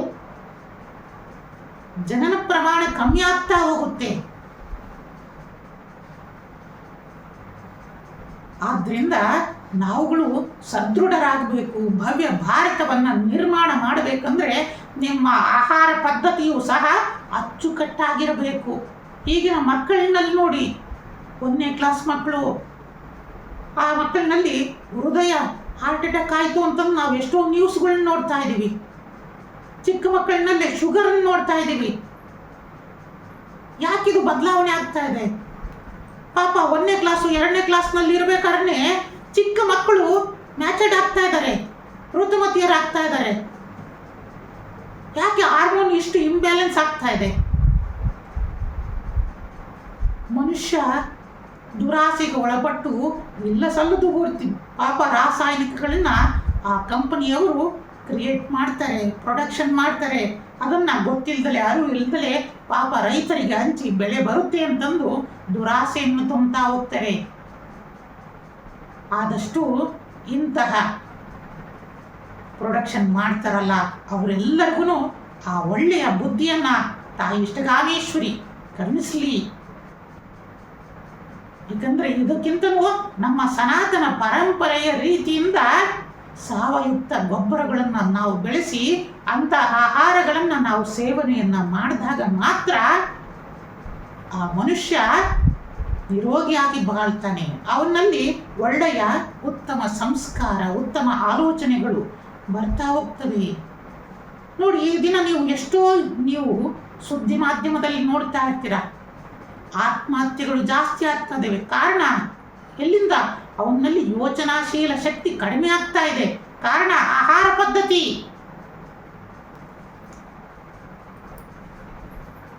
ಬೆಳಗ್ಗೆ ಎದ್ದ ತಕ್ಷಣ 10 ಟ್ಯಾಬ್ಲೆಟ್ ನುಂಗು, ಮಧ್ಯಾಹ್ನ 10 ಟ್ಯಾಬ್ಲೆಟ್ ನುಂಗು, ಮತ್ತೆ ಮಲಗಬೇಕಾದ್ರೆ 10 ಟ್ಯಾಬ್ಲೆಟ್ ನುಂಗು. ಬರೇ ಈ ಟ್ಯಾಬ್ಲೆಟ್ ಮೂಲಕನೇ ಮನುಷ್ಯ ಜೀವಸ ಆಗ್ತಾ ಇದೆ. ಆದ್ದರಿಂದ ನಮ್ಮ ವೈದ್ಯರೆಲ್ಲರೂ ಮತ್ತೆ ಏನಾದರೂ ಒಂದು ಆವಿಷ್ಕಾರವನ್ನು ಮಾಡಿ ನಿಮ್ಮ ಬಳಿಯಲ್ಲಿ ಬರುವ ಪ್ರತಿಯೊಬ್ಬ ಪೇಷಂಟೂ ಸಹ ದೀರ್ಘಾಯುವಾಗಿರಬೇಕು ಅಂದರೆ ಅವನು ಪ್ರಕೃತಿಯೊಂದಿಗೆ ಬೆರೆಯುವಂತಹ ಪಾಠವನ್ನು ನೀವುಗಳು ಮಾಡುವಂತರಾಗಿ. ಯಾಕೆಂದರೆ ವೈದ್ಯ ಲೋಕದಲ್ಲಿ ಎಷ್ಟೋ ಸಾಧನೆಯನ್ನು ನೀವು ಮಾಡ್ತಾ ಇದ್ದೀರಾ. ಆ ಸಾಧನೆ ಪ್ರತಿಯೊಬ್ಬ ಬಡವರಿಗೂ ಅದು ತಲುಪಬೇಕು. ಆದರೆ ಈ ದಿನ ಯಾವುದೇ ಸರ್ಕಾರ ಬಂದ್ರೂ ಸಹ ಅದು ಬಡ ಜನತೆಗೆ ತಲುಪ್ತಾ ಇಲ್ಲ. ಎಷ್ಟೋ ಬಡವರಿಗೆ ಉತ್ತಮವಾದ ವೈದ್ಯಕೀಯ ಸೌಲಭ್ಯಗಳು ಇಲ್ಲದಲೇ ಅಪಘಾತಗಳನ್ನು ಅವರು ಕಾಯ್ತಾ ಇದ್ದಾರೆ. ಆದ್ದರಿಂದ ಎಲ್ಲ ನಮ್ಮ ರಾಜ್ಯ ಸರ್ಕಾರ ಇರಲಿ, ಕೇಂದ್ರ ಸರ್ಕಾರ ಇರಲಿ, ಪ್ರತಿಯೊಬ್ಬರಿಗೂ ಉತ್ತಮವಾದ ವೈದ್ಯಕೀಯ ಸೌಲಭ್ಯವನ್ನು ನೀಡಬೇಕು. ಯಾಕಂದರೆ ನಾವುಗಳು ನೋಡ್ತಾ ಇದ್ದೀವಿ ಕೆಲವೊಂದು ಮಾಧ್ಯಮದಲ್ಲಿ, ಕೇಂದ್ರ ಸರ್ಕಾರ ಇರಲಿ, ರಾಜ್ಯ ಸರ್ಕಾರ ಇರಲಿ, 65 ವರ್ಷ ತುಂಬಿದವರಿಗೆ ಉಚಿತವಾಗಿ ಇಷ್ಟು ವೈದ್ಯಕೀಯ ಸೌಲಭ್ಯ. ಹಂಗಾದರೆ ಅದಕ್ಕಿಂತ ಕೆಳಗಡೆ ಇರೋರಿಗೆ ಏನಾಗಬೇಕು? ಪ್ರತಿಯೊಬ್ಬರಿಗೂ ಬರಲಿ. ಆ ವಯಸ್ಸನ್ನು ನಿಗದಿ ಬೇಡ. ಪ್ರತಿಯೊಬ್ಬರ ಆರೋಗ್ಯ, ಪ್ರತಿಯೊಬ್ಬರ ಜೀವನವೂ ಸಹ ನಮ್ಮ ಭಾರತೀಯ ಅತ್ಯಮೂಲ್ಯ. ಯಾಕಂದರೆ ಈ ದಿನ 60 ದಾಟೋದೇ ಒಂದು ವಿಶೇಷ ಆಗಿಬಿಟ್ಟಿದೆ. ಯಾಕಂದರೆ ಎಲ್ಲ ಕೆಮಿಕಲ್ನ ತಿಂದು ತಿಂದು ಬಾಡಿ ಕೆಮಿಕಲ್ ಯುಕ್ತ ಆಗಿದೆ. ಆದ್ದರಿಂದ ನಾನು ಯಾಕೆ ಇಷ್ಟೊಂದು ಹೇಳ್ತಾ ಇದ್ದೀನಿ, ಈ ಯುಗಾದಿಯಿಂದನಾದ್ರೂ ನಮ್ಮ ಆಹಾರ ಪದ್ಧತಿ ಮೊದಲು ಚೇಂಜ್ ಆದರೆ ನಿಮ್ಮ ಸಂಕಲ್ಪಗಳು ಬದಲಾವಣೆ ಆಗ್ತಾ ಹೋಗ್ತವೆ. ಆದ್ದರಿಂದ ರೈತಾಪಿ ವರ್ಗದವರು ಸಹ ಖಂಡಿತ ದೇವರಿಗೆ ಅತ್ಯಂತ ಪ್ರಿಯವಾದವರು ರೈತಾಪಿ ವರ್ಗದವರು. ಏಕೆಂದರೆ ಅಷ್ಟು ಕಷ್ಟಪಟ್ಟು ಅಂತ ಸುಡು ಬಿಸಿಲಿನಲ್ಲಿ ಇರಲಿ ಲೆಕ್ಕಿಸಿದಲ್ಲೇ ಆಹಾರವನ್ನು ಉತ್ಪಾದನೆಯನ್ನು ನೀವು ಮಾಡ್ತೀರಾ. ತಾಯಿ ಭೂಮಿ ತಾಯಿ ಜೊತೆಗೆ ಅತ್ಯಂತ ನಂಟನ್ನು ಹೊಂದಿರ್ತೀರಾ ನೀವು. ಆದ್ದರಿಂದ ಇನ್ನು ಮುಂದಿನಾದ್ರೂ ನಾವು ಸಾವಯವ ಕೃಷಿಯನ್ನು ಅವಲಂಬಿಸೋಣ. ಅಂತಹ ಗೊಬ್ಬರಗಳನ್ನು ನಾವು ಬೆಳೆದು ಉತ್ತಮವಾದ ಬೆಳೆಯನ್ನು ಪಡೆಯೋಣ ಅಂತೇಳಿ ಈ ವಿಶ್ವಾವಸು ಸಂವತ್ಸರದಲ್ಲಿ ನಾವು ಯಾವ ಬೆಳೆಗಳನ್ನು ಬೆಳೆದರೆ ಲಾಭ ಅಂತಂದರೆ ಈ ವರ್ಷದಲ್ಲಿ ಜೋಳ, ರಾಗಿ, ಭತ್ತ, ಹೆಸರು, ಅಲಸಂದಿ, ಹುರುಳಿ, ಬೆಳ್ಳುಳ್ಳಿ, ಈರುಳ್ಳಿ, ಮೆಣಸಿನಕಾಯಿ, ಧನಿಯಾ, ಚಕ್ಕೆ, ಏಲಕ್ಕಿ, ಲವಂಗ, ತೆಂಗು, ಅಡಿಕೆ, ಕಲ್ಲಂಗಡಿ, ಬಾಳೆಹಣ್ಣು, ಕರ್ಬೂಜ, ಹತ್ತಿ, ಸಜ್ಜೆ, ಗೋಧಿ, ಉದ್ದು, ಅವರೆಕಾಳು, ಕಾಳುಮೆಣಸು, ಬದನೆಕಾಯಿ, ಹೀರೆಕಾಯಿ, ಬೀನ್ಸ್, ಕ್ಯಾರೆಟ್, ಟೊಮೊಟೊ ಈ ಬೆಳೆಗಳನ್ನು ಬೆಳೆಯುವುದರಿಂದ ಉತ್ತಮವಾದ ಲಾಭವನ್ನು ನಮ್ಮ ರೈತಾಪಿ ವರ್ಗದವರು ಗಳಿಸ್ತಾರೆ. ಅದರಿಂದ ವಿಶೇಷವಾದ ಧನಪ್ರಾಪ್ತಿಯೊಂದಿಗೆ ಅವರಿಗೆ ವಿಶೇಷವಾದ ಅನುಗ್ರಹ ಉಂಟಾಗುತ್ತೆ. ಆದ್ದರಿಂದ ಕಾಲಜ್ಞಾನದ ಪ್ರಕಾರ ಈ ಬೆಳೆಗಳನ್ನು ಬೆಳೆಯುವುದರಿಂದ ರೈತಾಪಿ ವರ್ಗದವರು ಸುಖದಿಂದ ಇರಲಿ ಅಂತಂದು ಶುಭಾಶೀರ್ವಾದವನ್ನು ನೀಡುತ್ತಾ ಇದ್ದೀನಿ. ಈ ವಿಶ್ವಾವಸು ಸಂವತ್ಸರದಲ್ಲಿ ನಾವು ಈ ಯುವ ಪೀಳಿಗೆಗೆ ಒಂದು ಸಂದೇಶವನ್ನು ನೀಡ್ತಾ ಇದ್ದೀವಿ. ವಿಶೇಷವಾಗಿ ಯುವ ಪೀಳಿಗೆ ಶುಭ ಮುಹೂರ್ತದಲ್ಲಿ ಈ ವರ್ಷದಲ್ಲಿ ನೀವು ಯಾವುದೇ ಕಾರ್ಯವನ್ನು ಪ್ರಾರಂಭ ಮಾಡಿದ್ರೂ ಸಹ ವಿಶೇಷವಾದ ಧನ ಲಾಭವನ್ನು ಪಡಿತಾ ಹೋಗ್ತೀರಾ. ಕಾರಣ ಯಾಕಪ್ಪ ಅಂತಂದು ಹೇಳ್ತಾ ಇದ್ದೀನಿ ಅಂತಂದರೆ, ನಮ್ಮ ಭಾರತದ ಪ್ರತಿಯೊಬ್ಬ ಯುವ ಪೀಳಿಗೆ ಇರಲಿ, ವಿದ್ಯಾರ್ಥಿಗಳಿರಲಿ, ಇಡೀ ನಮ್ಮ ಜಗತ್ತಿನಲ್ಲಿ ಅತ್ಯಂತ ಬುದ್ಧಿವಂತಿಕೆ ಉಳ್ಳವರು. ಪ್ರತಿಯೊಬ್ಬರೂ ಸಹ ಅವರು ಏನಪ್ಪ ಮಾಡ್ತಾ ಇದ್ದಾರೆ ಅಂತಂದರೆ, ಅದು ಎಂತಹ ದುರ್ವಿಧಿಯೋ ನಮಗೆ ಗೊತ್ತಿಲ್ಲ. ರಾಜ್ಯ ಸರ್ಕಾರ ಇರಲಿ, ಕೇಂದ್ರ ಸರ್ಕಾರದ ವಿಶೇಷ ಸೌಲಭ್ಯಗಳು ಅವರು ದೊರೆಯದಲೇ ನಮ್ಮ ದೇಶವನ್ನು ಬಿಟ್ಟು ಅನ್ಯ ದೇಶಕ್ಕೆ ಹೋಗ್ತಾ ಇದ್ದಾರೆ. ಅಲ್ಲೇ ವ್ಯಾಸಂಗ ಮಾಡಲಿಕ್ಕೆ, ಅಲ್ಲೇ ಉದ್ಯೋಗವನ್ನು ಮಾಡಲಿಕ್ಕೆ ಆದಷ್ಟು ತಾವುಗಳಾದ್ರೂ ಈ ಯುವ ಪೀಳಿಗೆ ನಮ್ಮ ಭಾರತದಲ್ಲೇ ಸಹ ನೀವು ಹೊಸ ಉದ್ಯೋಗವನ್ನು, ನೂತನ ಉದ್ಯೋಗವನ್ನು ನೀವು ಪ್ರಾರಂಭ ಮಾಡೋದ್ರಿಂದ, ಯಾಕಂದರೆ ವಿಶ್ವಾವಸು ಯೋಗ ಅಂತಹ ವಿಶೇಷವಾದ ಯೋಗದಿಂದ ಬಂದಿರೋದು, ಭಾನುವಾರ ಪ್ರಾರಂಭ ಆಗ್ತಾ ಇರೋದು. ಹೀಗಾಗಿ ಹೊಸ ಹೊಸ ನೂತನ ಇಂಡಸ್ಟ್ರಿಗಳಿರಲಿ, ಫ್ಯಾಕ್ಟ್ರಿಗಳಿರಲಿ, ಉದ್ಯೋಗಗಳನ್ನು ನೀವು ಪ್ರಾರಂಭ ಮಾಡೋದ್ರಿಂದ ಅತ್ಯಧಿಕವಾದ ಲಾಭವನ್ನು ಪಡಿತಾ ಹೋಗ್ತೀರಾ. ಆದಷ್ಟು ರಾಜ್ಯ ಸರ್ಕಾರಗಳು, ಕೇಂದ್ರ ಸರ್ಕಾರಗಳು ಇಂತಹ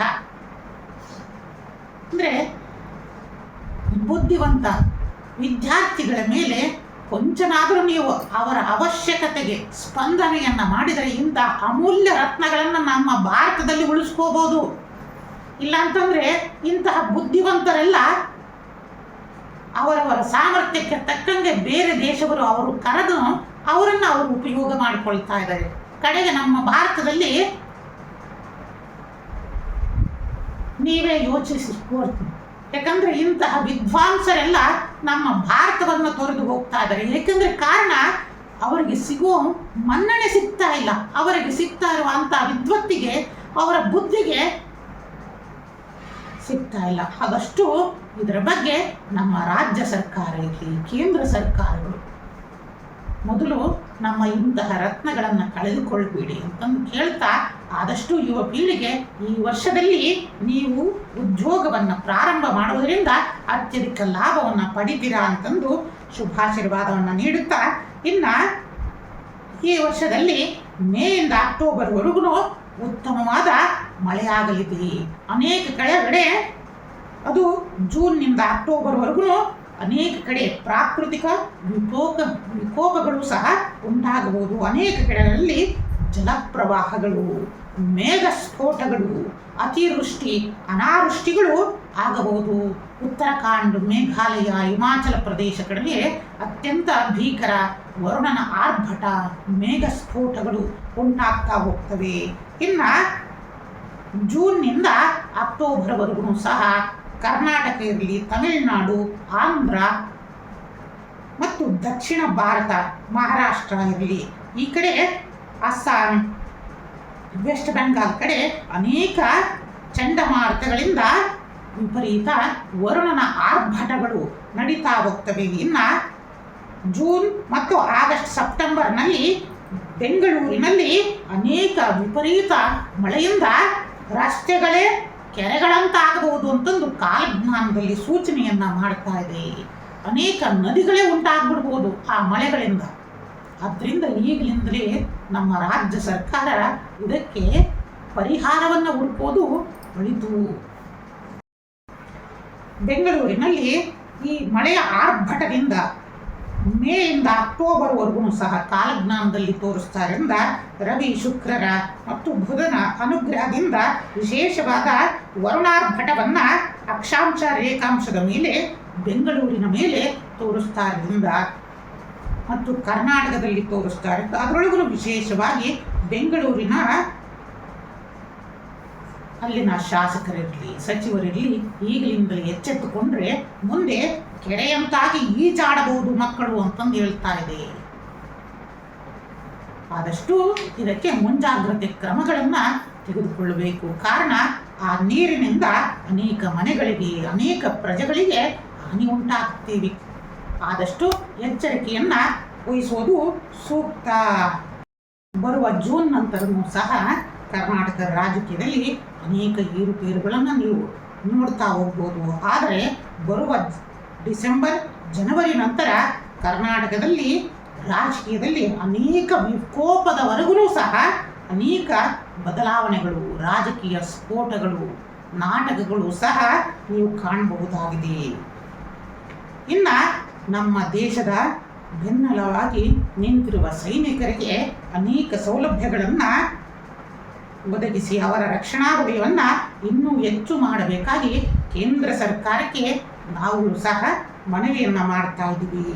ಇನ್ನು ಭಾರತದ ಘನತೆ ವೆಚ್ಚ ಪ್ರಧಾನಮಂತ್ರಿಗಳು ತಮ್ಮ ಆರೋಗ್ಯದ ಕಡೆ ಜಾಗರೂಕತೆಯನ್ನು ವಹಿಸತಕ್ಕದ್ದು ಮತ್ತು ನಿಮ್ಮ ಸುತ್ತಮುತ್ತಲಿನ ರಕ್ಷಣಾ ವ್ಯವಸ್ಥೆಯನ್ನು ಭದ್ರಪಡಿಸಿಕೊಳ್ಳಬೇಕು. ಮತ್ತು ಅಕ್ಟೋಬರ್ ನಂತರ ಅನೇಕ ವಿಶೇಷ ಘಟನೆಗಳು ನಿಮ್ಮ ಜೀವನದಲ್ಲಿ ನಡೀಲಿಕ್ಕೆ ಪ್ರಾರಂಭ ಆಗ್ತಾ ಹೋಗುತ್ತೆ. ಆದ್ದರಿಂದ ಲೋಕಸಭೆಯಲ್ಲೂ ಸಹ ನಿಮ್ಮ ಭದ್ರತೆಯನ್ನು ಹೆಚ್ಚಿಸಿಕೊಳ್ಳಬೇಕು. ಲೋಕಸಭೆಗೂ ವಿಶೇಷವಾದ ಭದ್ರತೆಯನ್ನು ನೀಡುವುದು ಒಳಿತಾಗುತ್ತೆ. ನಂತರ ಅಕ್ಟೋಬರ್ ನಂತರ ಈ ವಿಪಕ್ಷಗಳಿಂದ ನಿಮ್ಮ ಹೆಸರಿಗೆ ಕಪ್ಪು ಚುಕ್ಕಿಯನ್ನು ತರುವಂತಹ ಷಡ್ಯಂತ್ರಗಳು ಸಹ ನಡೆಸ್ತಾ ಇರೋದ್ರಿಂದ ಅನೇಕ ಶತ್ರುಗಳಿಂದ ತೊಂದರೆಗಳು ಉಂಟಾಗ್ತಾ ಹೋಗುತ್ತೆ. ಆದಷ್ಟು ನೀವುಗಳು ಎಚ್ಚರಿಕೆಯಿಂದ ಇರುವುದು ಒಳಿತು. ಮಹಾಕೈಲ್ ಕಾಲಭೈರವನ ಆರಾಧನೆ ಮತ್ತು ಜಗನ್ನಾಥನ ದರ್ಶನದಿಂದ ಶ್ರೀಯುತ ನರೇಂದ್ರ ಮೋದಿಯವರ ಕೀರ್ತಿ ಇನ್ನೂ ಹೆಚ್ಚಾಗುತ್ತಾ ಅಂತಂದು ಆಶೀರ್ವಾದವನ್ನು ಮಾಡ್ತಾ ಇದ್ದೀವಿ. ಇನ್ನು ಅಮೇರಿಕದ ಅಧ್ಯಕ್ಷರಾದ ಶ್ರೀಯುತ ಡೊನಾಲ್ಡ್ ಟ್ರಂಪ್ ರವರು ಸಹ ದೇಶದ ಆರ್ಥಿಕ ವ್ಯವಸ್ಥೆಯಲ್ಲಿ ಜಾಗರೂಕತೆಯನ್ನು ವಹಿಸಬೇಕು. ಇಲ್ಲ ಅಂತಂದರೆ ಹಣಕಾಸಿನ ಇದರೊಳಗೆ ಕೆಲವೊಂದು ತಲೆ ಕೆಳಗಾಗುವಂತಹ ಸಂದರ್ಭಗಳು ಉಂಟಾಗ್ತಾ ಬರ್ತವೆ.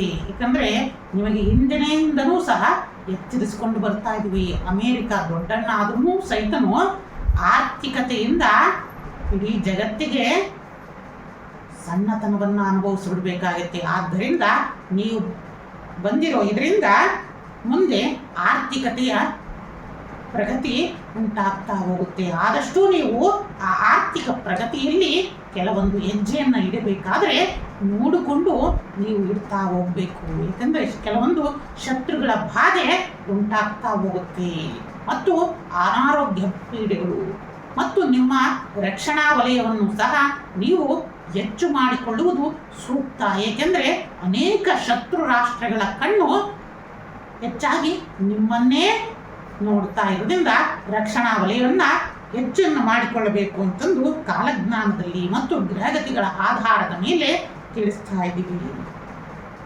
ಇನ್ನು ಕಾಲಜ್ಞಾನದ ಪ್ರಕಾರ ಈ ವಿಶ್ವಾವಸು ಸಂವತ್ಸರದಲ್ಲಿ ಮಂಗಳನ ಚಲನವಲನದಿಂದ ಮತ್ತು ಅಕ್ಷಾಂಶ ರೇಖಾಂಶಗಳಿಂದ ಅನೇಕ ರೀತಿಯಿಂದ ಕಾಡ್ಗಿಚ್ಚುಗಳು, ಅಗ್ನಿ ಅನಾಹುತಗಳು, ಬಾಯ್ಲರ್ ಸ್ಫೋಟಗಳು, ಸಿಲಿಂಡರ್ ಸ್ಫೋಟಗಳು, ಅನಿಲ ಸೋರಿಕೆಗಳು ಹೆಚ್ಚಾಗಿ ಸಂಭವಿಸ್ತಾ ಹೋಗ್ತವೆ. ನಂತರ ನಮ್ಮ ಕರ್ನಾಟಕದಲ್ಲೂ ಅಕ್ಷಾಂಶ ರೇಖಾಂಶದ ಪತ್ತೆಯನ್ನು ಹಚ್ಚಿದಾಗ ಆದಷ್ಟು ಮಹಿಳೆಯರು, ಗರ್ಭಿಣಿಯರು ಮತ್ತು ವಿಶೇಷವಾದ ಸಂದರ್ಭಗಳಲ್ಲಿ ಅಂದರೆ ಕಲ್ಯಾಣ ವ್ಯವಸ್ಥೆ ಇರಲಿ, ಅನೇಕ ಪೂಜಾ ಸಮಾರಂಭಗಳಲ್ಲಿ ತಾವುಗಳು ಸಿಲಿಂಡರನ್ನು ಉಪಯೋಗಿಸಬೇಕಾದರೆ ಆದಷ್ಟು ನೀವು ಎಚ್ಚರಿಕೆಯನ್ನು ವಹಿಸತಕ್ಕದ್ದು. ಏಕೆಂದರೆ ಪ್ರತಿಯೊಬ್ಬರ ಜೀವವು ಅತ್ಯಮೂಲ್ಯವಾದದ್ದು. ಇನ್ನು ಕಾಲಜ್ಞಾನದ ಪ್ರಕಾರ ಮೇ ನಂತರ ಅನೇಕ ಕೋಮು ಗಲಭೆಗಳು ನಡೆಯಲಿದ್ದು ಕೇಂದ್ರ ಸರ್ಕಾರ ಇದರ ಬಗ್ಗೆ ಹೆಚ್ಚಿನ ಗಮನವನ್ನು ಹರಿಸುವುದು ಸೂಕ್ತ. ನಮ್ಮ ಹೆಮ್ಮೆಯ ಪ್ರಧಾನಮಂತ್ರಿಗಳಾದ ನರೇಂದ್ರ ಮೋದಿಜಿಯವರ ರಕ್ಷಣಾ ವಲಯವನ್ನು ಸಹ ಹೆಚ್ಚು ಭದ್ರತೆಯನ್ನು ನೀಡುವುದು ಸೂಕ್ತ. ಇಲ್ಲ ಮುಂಬರುವ ದಿನಗಳಲ್ಲಿ ಅನೇಕ ಅಪಾಯಗಳು ಎದುರಾಗಬಹುದು. ಆದಷ್ಟು ಎಚ್ಚರವನ್ನು ವಹಿಸತಕ್ಕದ್ದು. ಅನೇಕ ದೇಶದ ರಾಷ್ಟ್ರ ನಾಯಕರುಗಳು ಕಣ್ಮರೆಯಾಗುವ ಸಂದರ್ಭಗಳು ಉಂಟಾಗಬಹುದು. ಅನೇಕ ರಾಷ್ಟ್ರದ ಅಧ್ಯಕ್ಷರಿರಲಿ ಮತ್ತು ಪ್ರಧಾನಮಂತ್ರಿಗಳಿರಲಿ, ಎಲ್ಲ ರಾಷ್ಟ್ರದ ರಾಜರುಗಳಿರಲಿ, ನಿಮ್ಮ ಆರೋಗ್ಯದ ಕಡೆ ಈ ವರ್ಷ ವಿಶ್ವಾವಸು ಸಂವತ್ಸರದಲ್ಲಿ ಆರೋಗ್ಯದ ಕಡೆ ಗಮನವನ್ನು ವಹಿಸುವುದು ಸೂಕ್ತ. ಏಕೆಂದರೆ ಅನೇಕ ಈ ಭಾನುವಾರ ಉಂಟಾಗೋದ್ರಿಂದ ಅನೇಕ ರಾಷ್ಟ್ರ ನಾಯಕರಿರಲಿ, ಮಾಜಿ ಪ್ರಧಾನಿಗಳಿರಲಿ, ನಮ್ಮ ಕರ್ನಾಟಕದ್ದು ಇರಲಿ, ಮತ್ತು ಬೇರೆ ಮುಖ್ಯಮಂತ್ರಿಗಳಿರ್ಬೋದು, ಮಾಜಿ ಮುಖ್ಯಮಂತ್ರಿಗಳಿರ್ಬೋದು, ಪ್ರಧಾನಮಂತ್ರಿಗಳಿರ್ಬೋದು, ನಿಮ್ಮ ಹೃದಯದ ಆರೋಗ್ಯದ ಬಗ್ಗೆ ಗಮನವನ್ನು ವಹಿಸಬೇಕು. ಏಕೆಂದರೆ ಹೃದಯ ಸ್ತಂಭನೆಗೆ ಒಳಗಾಗುವ ಸಾಧ್ಯತೆಗಳನ್ನು ಈ ವಿಶ್ವಾವಸು ಯೋಗ ತೋರಿಸ್ತಾ ಇದೆ. ಆದಷ್ಟು, ಏಕೆಂದರೆ ಭಾನುವಾರ ನಡೀತಾ ಇರೋದ್ರಿಂದ ಆದಷ್ಟು ಎಚ್ಚರಿಕೆಯನ್ನು ರಾಷ್ಟ್ರ ನಾಯಕರುಗಳು ಈ ವರ್ಷ ಜಾಗರೂಕತೆಯನ್ನು ವಹಿಸಬೇಕು. ಆದಷ್ಟು ನಮ್ಮ ಕನ್ನಡ ನಾಡಿನ ಹೆಮ್ಮೆಯ ಮಣ್ಣಿನ ಮಗನಾದ, ಅತ್ಯಂತ ಜೀವನದಲ್ಲಿ ಕಷ್ಟಪಟ್ಟು ಮಹಾಸಾಧನೆಯನ್ನ ಮಾಡಿ ಪ್ರಧಾನಮಂತ್ರಿಯ ಹುದ್ದೆಗೆ ಏರಿರುವ ಶ್ರೀಯುತ ಎಚ್ ಡಿ ದೇವೇಗೌಡರು ಸಹ ತಮ್ಮ ಆರೋಗ್ಯದ ಕಡೆ ವಿಶೇಷ ಒಲವನ್ನು ತೋರಬೇಕು. ವಿಶೇಷವಾಗಿ ದುರ್ಗಾದೇವಿಯ ಆರಾಧನೆಯನ್ನು ಮಾಡುವುದರಿಂದ ಬರುವ ಎಲ್ಲ ಕಂಟಕಗಳಿಂದ ನೀವು ಪಾರಾಗಬಹುದಾಗಿದೆ. ನಂತರ ಸನ್ಮಾನ್ಯ ಶ್ರೀಯುತ ಯಡಿಯೂರಪ್ಪನವರು ಸಹ ತಮ್ಮ ಆರೋಗ್ಯದ ಬಗ್ಗೆ ಕಾಳಜಿಯನ್ನು ವಹಿಸಿ. ಇನ್ನ ಈ ವಿಶ್ವಾವಸು ಯೋಗ ಭಾನುವಾರ ಪ್ರಾರಂಭ ಆಗ್ತಾರಿಂದ ರೈಲು ಅಪಘಾತಗಳು, ವಿಮಾನ ಅಪಘಾತಗಳು ಹೆಚ್ಚಾಗಿ ಸಂಭವಿಸಲಿವೆ. ಅದರೊಳಗೂ ರಾಷ್ಟ್ರದ ನಾಯಕರುಗಳು ವಿಮಾನದಲ್ಲಿ ಸಂಚರಿಸುವಾಗ ಹೆಚ್ಚಿನ ಭದ್ರತೆಯನ್ನ ಪಡೆಯುವುದು ಸೂಕ್ತ. ಮತ್ತು ರೈಲಿನಲ್ಲಿ ಅನೇಕ ದುಷ್ಕೃತ್ಯಗಳಿಂದ ಅಪಾಯಗಳೇ ಜಾಸ್ತಿ ಆಗ್ತವೆ. ಏಕೆಂದರೆ ಅಪಾಯ ಬೇರೆ, ದುಷ್ಕೃತ್ಯದಿಂದ ಅಪಾಯ ಆಗುವುದು ಬೇರೆ. ಆದಷ್ಟು ಸಹ ರೈಲಿನ ರಕ್ಷಣಾ ವಲಯವನ್ನು ಹೆಚ್ಚಿಸುವುದು ಸೂಕ್ತ. ಅದರೊಳಗೂ ಭಾನುವಾರ ಪ್ರಾರಂಭ ಆಗ್ತಾ ಇರೋದ್ರಿಂದ ಈ ವಿಶ್ವಾಸ ಯೋಗದಲ್ಲಿ ರೈಲಿನಲ್ಲಿ ಸೂಕ್ತ ಭದ್ರತೆಯನ್ನು ಪ್ರಯಾಣಿಕರಿಗೆ ಕೊಡುವುದು ಸೂಕ್ತ. ರೈಲಿನ ಮಂತ್ರಿಗಳು ಇದರ ಬಗ್ಗೆ ಕೂಲಂಕುಷವಾಗಿ ವಿಚಾರವನ್ನು ಮಾಡಬೇಕು. ಏಕೆಂದರೆ ಕಾಲಜ್ಞಾನದಲ್ಲಿ ತೋರಿಸ್ತಾ ಇರೋದು ಈ ವರ್ಷ ಅನೇಕ ರೀತಿಯಿಂದ ರೈಲಿನಲ್ಲಿ ಮಹಿಳೆಯರ ಮೇಲೆ ದೌರ್ಜನ್ಯಗಳು, ಚಿಕ್ಕ ಮಕ್ಕಳ ಮೇಲೆ ಶೋಷಣೆಗಳು ಉಂಟಾಗುವುದರಿಂದ ಆದಷ್ಟು ಸೂಕ್ತ ಮಹಿಳೆಯರ ಮೇಲೆ ಮತ್ತು ಮಹಿಳೆಯರಿಗೂ ಮಕ್ಕಳಿಗೂ ಸೂಕ್ತ ಮತ್ತು ವೃದ್ಧರಿಗೆ ವಿಶೇಷವಾದ ಸೂಕ್ತ ಭದ್ರತೆಯನ್ನು ಕೊಡುವುದರಿಂದ ನಿಮ್ಮ ಹೆಸರು, ಕೀರ್ತಿ ಇನ್ನೂ ಹೆಚ್ಚಾಗ್ತಾ ಹೋಗುತ್ತೆ. ಮತ್ತು ರೈಲಿನಲ್ಲಿ ನೀವು ನೀಡುವ ಸಕಲ ಆಹಾರ ಪದ್ಧತಿಗಳಿರ್ಬೋದು, ಪದಾರ್ಥಗಳನ್ನು ಪರಿಶೀಲಿಸಬೇಕು. ಏಕೆಂದರೆ ಭಾನುವಾರ ಪ್ರಾರಂಭ ಆಗ್ತಾರಿಂದ ಕೆಲವೊಂದು ವಿಷಪ್ರಾಸನ ಯೋಗಗಳನ್ನು ಸಹ ತೋರಿಸ್ತಾರಿಂದ ಕೆಲವೊಂದು ಆಹಾರ ವಿಷಯುಕ್ತವಾಗಬಹುದು. ಆದ್ದರಿಂದ ಹೆಚ್ಚಿನ ಪರಿಶೀಲನೆಯನ್ನು ಮಾಡಿ ಗ್ರಾಹಕರಿಗೆ ನೀಡುವುದರಿಂದ ನಿಮ್ಮ ರೈಲಿನ ಸಿಬ್ಬಂದಿಗೆ ಇನ್ನೂ ಹೆಚ್ಚಿನ ಯಶಸ್ಸು, ಕೀರ್ತಿ ದೊರೆತಂಗಾಗುತ್ತೆ. ಆದಷ್ಟು ಪ್ರಯಾಣಿಕರ ಬಗ್ಗೆ ಕಾಳಜಿಯನ್ನು ಈ ವರ್ಷ ರೈಲಿನ ಸಿಬ್ಬಂದಿಗಳು ಮತ್ತು ಸಚಿವರುಗಳು ಸಹ ಇದರ ಬಗ್ಗೆ ಗಮನವನ್ನು ನೀಡಬೇಕು. ಇನ್ನು ಗಾಳಿಯಲ್ಲಿ ಹರಡುವ ಕಾಯಿಲೆಗಳು ಹೆಚ್ಚಾಗಬಹುದು. ಒಬ್ಬರಿಂದ ಒಬ್ಬರಿಗೆ ಹರಡುವ ಬ್ಯಾಕ್ಟೀರಿಯಾಗಳು ಮತ್ತು ಪ್ರಾಣಿಗಳಿಂದ ಹರಡುವ ಕಾಯಿಲೆಗಳು ಸಹ ಹೆಚ್ಚಾಗಿ ಸಾವು ನೋವುಗಳನ್ನು ಕಾಡಬಹುದಾಗಿದೆ. ಏಕೆಂದರೆ ಹೋದ ವರ್ಷ ನವರಾತ್ರಿಯಲ್ಲೇ ತಿಳಿಸಿದ್ದೀವಿ, ಇನ್ನೂ ನವರಾತ್ರಿಯವರೆಗೂ ಸಹ ಅದರ ಪ್ರಭಾವ ಇರೋದ್ರಿಂದ ಆದಷ್ಟು ಪ್ರಜೆಗಳಿರಲಿ, ಸರ್ಕಾರಗಳು ಸೂಚಿಸುವ ಮಾರ್ಗದರ್ಶನದಲ್ಲಿ ನಡೆಯಬೇಕು. ವೈದ್ಯರ ಸಲಹೆಯಂತೆ ನೀವು ನಡೆದರೆ ಮುಂಬರುವ ಇಂತಹ ರೋಗಗಳಿಂದ ಪಾರಾಗಬಹುದು. ಇನ್ನು ಅನೇಕ ಶಾಸಕರುಗಳು, ಮಾಜಿ ಶಾಸಕರಿರಲಿ, ರಾಜ್ಯಪಾಲರುಗಳು, ಮುಖ್ಯಮಂತ್ರಿಗಳು ಮತ್ತು ಮಾಜಿ ಮುಖ್ಯಮಂತ್ರಿಗಳಿರಲಿ, ನಿಮ್ಮ ಆರೋಗ್ಯದ ಕಡೆ ಹೆಚ್ಚಿನ ಗಮನವನ್ನು ಹರಿಸುವುದು ಸೂಕ್ತ. ಮತ್ತು ವಿಶೇಷವಾಗಿ ಹೃದಯಕ್ಕೆ ಸಂಬಂಧಪಟ್ಟ ಕಾಯಿಲೆಗಳನ್ನು ತೋರಿಸ್ತಾ ಇದೆ ಮತ್ತು ನರಕ್ಕೆ ಸಂಬಂಧಪಟ್ಟ ಕಾಯಿಲೆಗಳಿಗೆ ತುತ್ತಾಗಬಹುದು ಅಂತಂದು ತೋರಿಸ್ತಾ ಇದೆ. ವಿಶೇಷವಾಗಿ ಭಾನುವಾರ ಪ್ರಾರಂಭ ಆಗ್ತಾ ಇರೋದು. ಇನ್ನು ಮಂತ್ರಿ ಚಂದ್ರ ಇರೋದ್ರಿಂದ ನರ ದೌರ್ಬಲ್ಯಗಳು ಮತ್ತು ನಮ್ಮ ಕರ್ನಾಟಕದ ಅಕ್ಷಾಂಶ ರೇಖಾಂಶವನ್ನು ತೋರಿಸಿದಾಗ ವಿಶೇಷವಾಗಿ ನಮ್ಮ ರಾಜ್ಯಪಾಲರುಗಳು ತಾವರ್ಚಂದ್ ಗೆಹ್ಲೋಟ್ ಅವರು ಸಹ ತಮಗೆ ಹೃದಯಕ್ಕೆ ಸಂಬಂಧಪಟ್ಟ ಮತ್ತು ನರಕ್ಕೆ ಸಂಬಂಧಪಟ್ಟ ಕಾಯಿಲೆ ಬಗ್ಗೆ ಎಚ್ಚರಿಕೆಯನ್ನು ವಹಿಸಬೇಕು.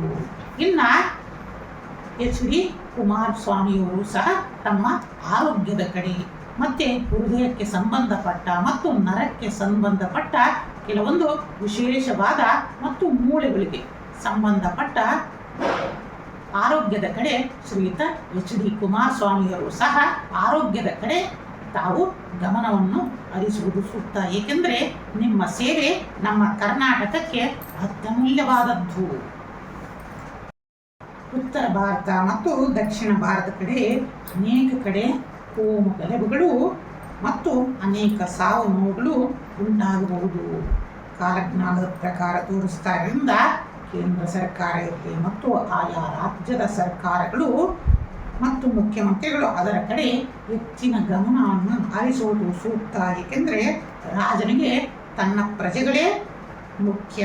ಆದ್ದರಿಂದ ಆಯಾ ರಾಜ್ಯದ ಮುಖ್ಯಮಂತ್ರಿಗಳು ಸಹ ಇದರ ಬಗ್ಗೆ ಹೆಚ್ಚಿನ ಗಮನವನ್ನು ವಹಿಸಿ ಮುಂಬರುವ ಅಪಾಯಗಳಿಂದ ಪಾರಾಗಬಹುದು. ಏಕೆಂದರೆ ಕಾಲಜ್ಞಾನ ಇರೋದು ಮುಂಬರುವ ಅಪಾಯಗಳಿಂದ ಪಾರಾಗಲಿಕ್ಕೆ.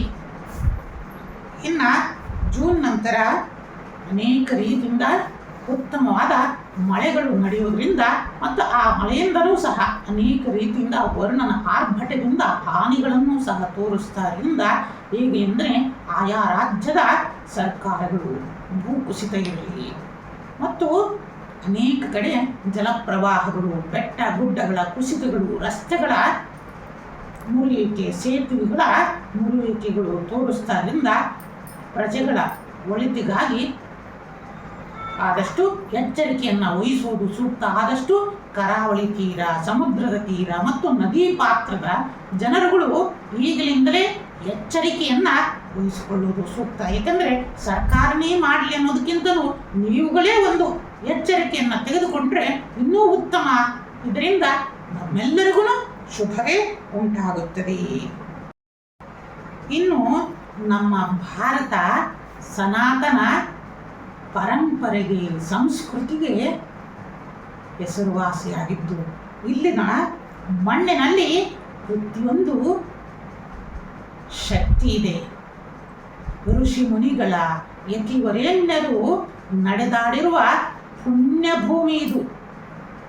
ಅಂತಹ ಶ್ರೀರಾಮಚಂದ್ರ, ಅಂತಹ ಶ್ರೀಕೃಷ್ಣ ಭಗವಾನರು ಪಾದಸ್ಪರ್ಶಿದ ಮಣ್ಣಿದು. ಇಂತಹ ಮಣ್ಣಿನಲ್ಲಿ ನಾವು ಹುಟ್ಟಿದವರೇ ಧನ್ಯರು.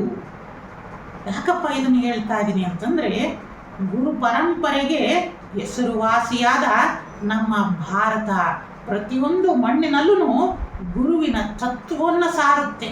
ಇಂತಹ ತತ್ವಕ್ಕೆ ಇಡೀ ವಿದೇಶದಿಂದಲೇ ಬಂದು ಮನಸೋತು ಸನಾತನ ಪರಂಪರೆಯನ್ನು ಸ್ವೀಕರಿಸ್ತಾ ಇದ್ದಾರೆ. ಗಂಗೆ ಹರಿತಾ ಇರುವ ನಾಡು ನಮ್ಮದು. ಇಂತಹ ಇಡೀ ನದಿಯನ್ನ ತಾಯಿ ಅಂತಂದೇಳಿ ಗೌರವಿಸುವ ಏಕೈಕ ದೇಶ ನಮ್ಮದು.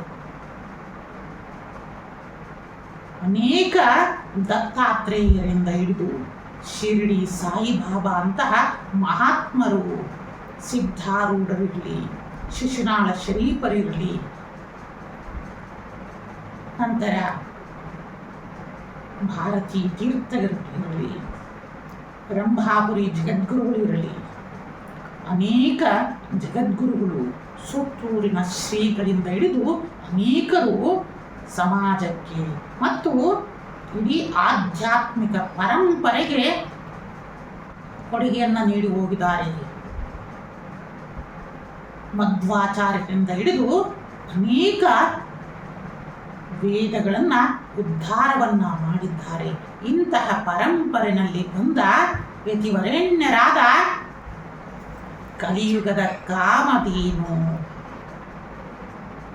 ಆಗಿರುವಂಥ ಭಕ್ತರ ಇಷ್ಟಾರ್ಥಗಳನ್ನು ನೆರವೇರಿಸುತ್ತಾ ಸದಾ ಅನವರತವಾಗಿ ಭಕ್ತರ ಕೋರಿಕೆಗಳನ್ನು ಈಡೇರಿಸ್ತಾ ಮಂತ್ರಾಲಯದಲ್ಲಿ ತಾನು ಸದಾ ಇಲ್ಲೇ ಇದ್ದು ಭಕ್ತರಿಗೋಸ್ಕರ ಇದ್ದು ಭಕ್ತರ ಕಷ್ಟಗಳನ್ನು ಪರಿಹರಿಸುತ್ತಾ ಇರುವ ಬೃಂದಾವನಸ್ಥರಾಗಿರುವ ರಾಘವೇಂದ್ರ ಸ್ವಾಮಿಗಳ ಮಹಾನಾಡಿದು. ನಾವೇ ಧನ್ಯರು ಕರ್ನಾಟಕದವರು. ಅಂತ ಮಹಾಯತಿಗಳನ್ನು ಪಡೆದ ಭೂಮಿ. ಇಂತಹ ರಾಘವೇಂದ್ರ ಸ್ವಾಮಿಗಳು ಇಡೀ ಜಗತ್ತನ್ನೇ ಕಾಪಾಡುತ್ತಾ ಇಡೀ ಭಕ್ತ ಕುಲಕೋಟಿಯನ್ನ ಉದ್ಧರಿಸುತ್ತಾ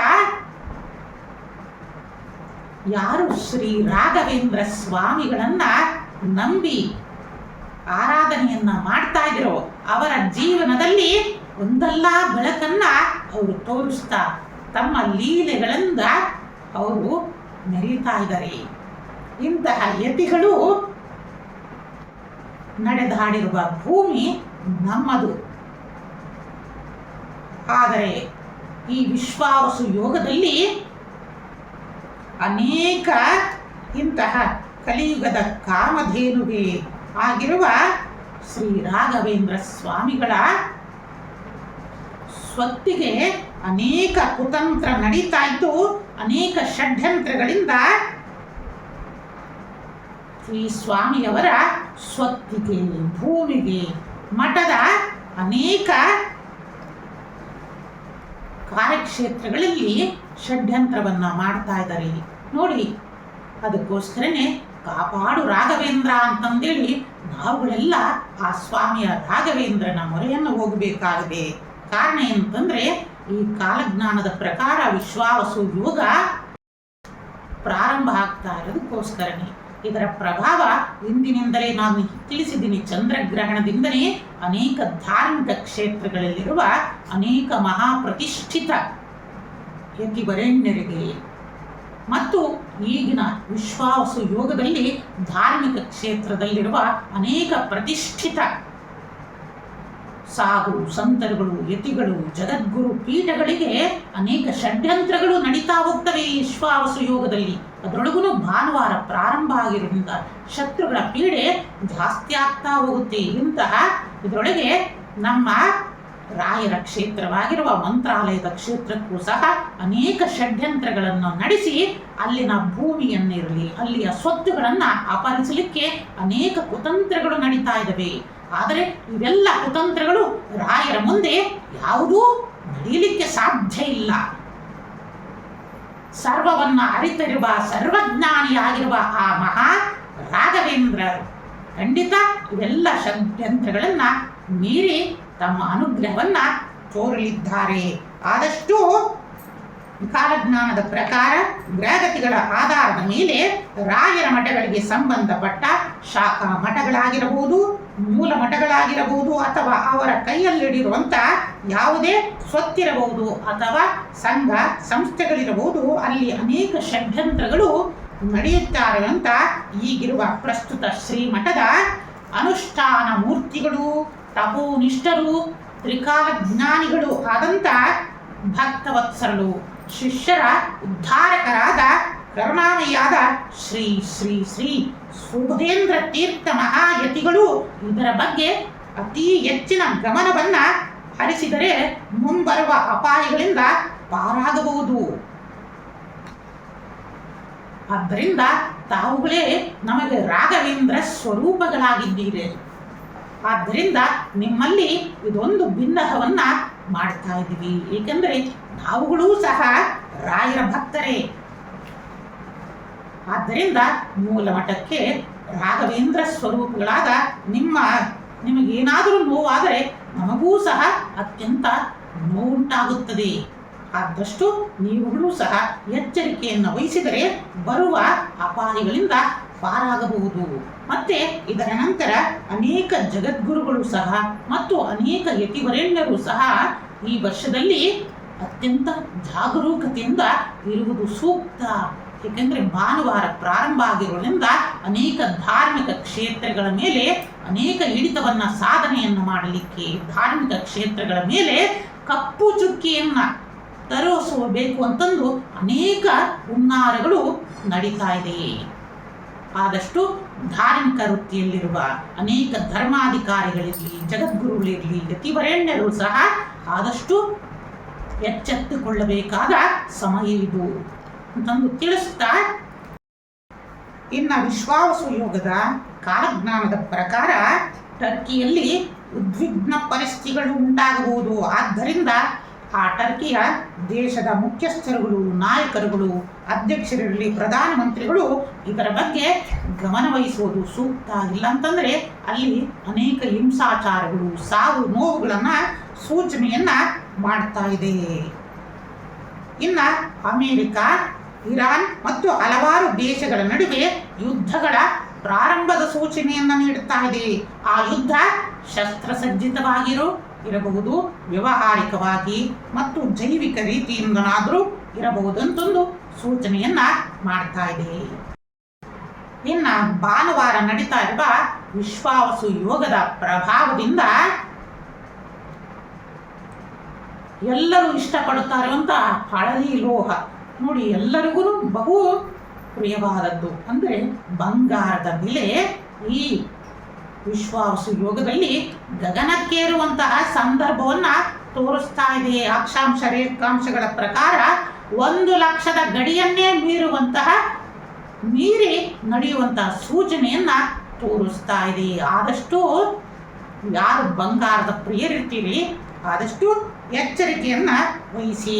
ತಾವುಗಳು ಖರೀದಿ ಮಾಡಲಿಕ್ಕಾದರೂ ಇರಬಹುದು, ಕೊಂಡುಕೊಳ್ಳಲಿಕ್ಕೆ ಇಲ್ಲವೇ ಮಾರಲಿಕ್ಕೂ ಸಹ ತಾವುಗಳು ಈ ಸಂದೇಶವನ್ನ ಉಪಯೋಗವನ್ನು ಮಾಡಿಕೊಳ್ಳಿ. ಇನ್ನ ಸ್ತ್ರೀಯರಿಗೆ ಮಾದರಿಯಾಗಿರುವಂತಹ ಸ್ತ್ರೀ ಶಕ್ತಿ ಅಂತೆಂದೇ ಕರೆಸಿಕೊಂಡಿರುವ ನಮ್ಮ ಕರ್ನಾಟಕದ ಹೆಮ್ಮೆಯ ಮಗಳಾಗಿರುವಂತಹ ಶ್ರೀಮತಿ ಸುಧಾ ನಾರಾಯಣಮೂರ್ತಿಯವರು ಸಹ ಮುಂಬರುವ ದಿನದಲ್ಲಿ ನಿಮ್ಮ ಆರೋಗ್ಯದ ಕಡೆ ಹೆಚ್ಚಿನ ಗಮನ ಹರಿಸುವುದು ಸೂಕ್ತ. ಹಾಗೆ ನಿಮ್ಮ ಹಿತಶತ್ರುಗಳಿಂದ ನಿಮ್ಮ ಹೆಸರಿಗೆ ಕಳಂಕ ಬರುವಂತಹ ಮತ್ತು ನಿಮ್ಮ ಉದ್ಯೋಗ ಸಂಸ್ಥೆಗಳಿಗೆ ಆರ್ಥಿಕವಾಗಿ ಪೆಟ್ಟನ್ನು ನೀಡುವಂತಹ ಷಡ್ಯಂತ್ರಗಳು ನಡೀತಾ ಇರೋದ್ರಿಂದ ಆದಷ್ಟು ನೀವು ಎಚ್ಚರಿಕೆಯನ್ನು ವಹಿಸುವುದು ಸೂಕ್ತ. ಏಕೆಂದರೆ ನಿಮ್ಮನ್ನೇ ಅವಲಂಬಿಸಿರುವ ಅನೇಕ ಉದ್ಯೋಗಸ್ಥ ಕುಟುಂಬಗಳು ಇರುವುದರಿಂದ ಆದಷ್ಟು ನೀವು ಗಮನ ಕೊಡುವುದು ಸೂಕ್ತ. ಆದ್ದರಿಂದ ನೀವುಗಳು ನರ ಮತ್ತು ಹೃದಯಕ್ಕೆ ಸಂಬಂಧಪಟ್ಟ ಮತ್ತು ಮೂಳೆಗಳಿಗೆ ಸಂಬಂಧಪಟ್ಟ ನೋವುಗಳಿಗೆ ಕಾಲಜ್ಞಾನದ ಪ್ರಕಾರ ತೋರಿಸ್ತಾರಿಂದ ಆದಷ್ಟು ಎಚ್ಚರಿಕೆಯನ್ನು ವಹಿಸುವುದು ಮತ್ತು ಕೆಲವೊಂದು ನಿಮ್ಮ ರಕ್ಷಣಾ ವಲಯ ಮತ್ತು ಉದ್ಯೋಗದ ಕಡೆ ಗಮನ ಹರಿಸುವುದು ಸೂಕ್ತ. ಕಾಲಜ್ಞಾನದ ಪ್ರಕಾರ ಬಾಂಗ್ಲಾದೇಶದಲ್ಲಿ ಅನೇಕ ಹಿಂಸಾಚಾರಗಳು ಮತ್ತೆ ಎದ್ದೇಳುವಂತಹ ಸೂಚನೆಗಳು ಕಾಣ್ತಾ ಇದ್ದಾವೆ. ಬಾಂಗ್ಲಾದೇಶದಲ್ಲಿ ಮತ್ತೆ ಉದ್ವಿಗ್ನ ಸ್ಥಿತಿ ಮತ್ತೆ ಹಿಂಸಾಚಾರಗಳು ನಡೆಯುವಂತಹ ಸ್ಥಿತಿಗಳು ಕಾಲಜ್ಞಾನದಲ್ಲಿ ಗೋಚರಿಸ್ತಾರಿಂದ ಆದಷ್ಟು ಎಚ್ಚರಿಕೆಯನ್ನ ವಹಿಸುವುದು ಸೂಕ್ತ. ಮತ್ತೆ ವಿಶ್ವಾವಸು ಸಂವತ್ಸರ ಭಾನುವಾರ ಪ್ರಾರಂಭ ಆಗಿ ಮತ್ತು ಅಕ್ಷಾಂಶ ರೇಖಾಂಶದಲ್ಲಿ ಪರಿಗಣಿಸಿದಾಗ ಮುಂದೆ ಪಾಕಿಸ್ತಾನದಲ್ಲಿ ವಿಭಾಗಗಳು ಕಾಣಬಹುದು. ಅಂದರೆ ಪಾಕಿಸ್ತಾನವೇ ಒಡೆದು ಹೋಗುವಂತಹ ಸೂಚನೆಗಳು ಹೆಚ್ಚಾಗಿವೆ. ಇದರಿಂದ ಭಾರತಕ್ಕೆ ವಿಶೇಷವಾದ ಲಾಭಗಳು ಉಂಟಾಗ್ತಾ ಹೋಗುತ್ತೆ. ನಂತರ ಕಾಲಜ್ಞಾನದ ಪ್ರಕಾರ ಭಾರತದ ಘನತೆ ವೆಚ್ಚ ನರೇಂದ್ರ ಮೋದಿಜಿಯವರ ಯಶಸ್ಸು ಕೀರ್ತಿಯಿಂದ ಮುಂಬರುವ ಚುನಾವಣೆಗಳಲ್ಲಿ ಅತಿ ಹೆಚ್ಚಿನ ಸ್ಥಾನಗಳನ್ನು ಮೋದಿಯವರು ಪಡಿತಾ ಹೋಗ್ತಾರೆ.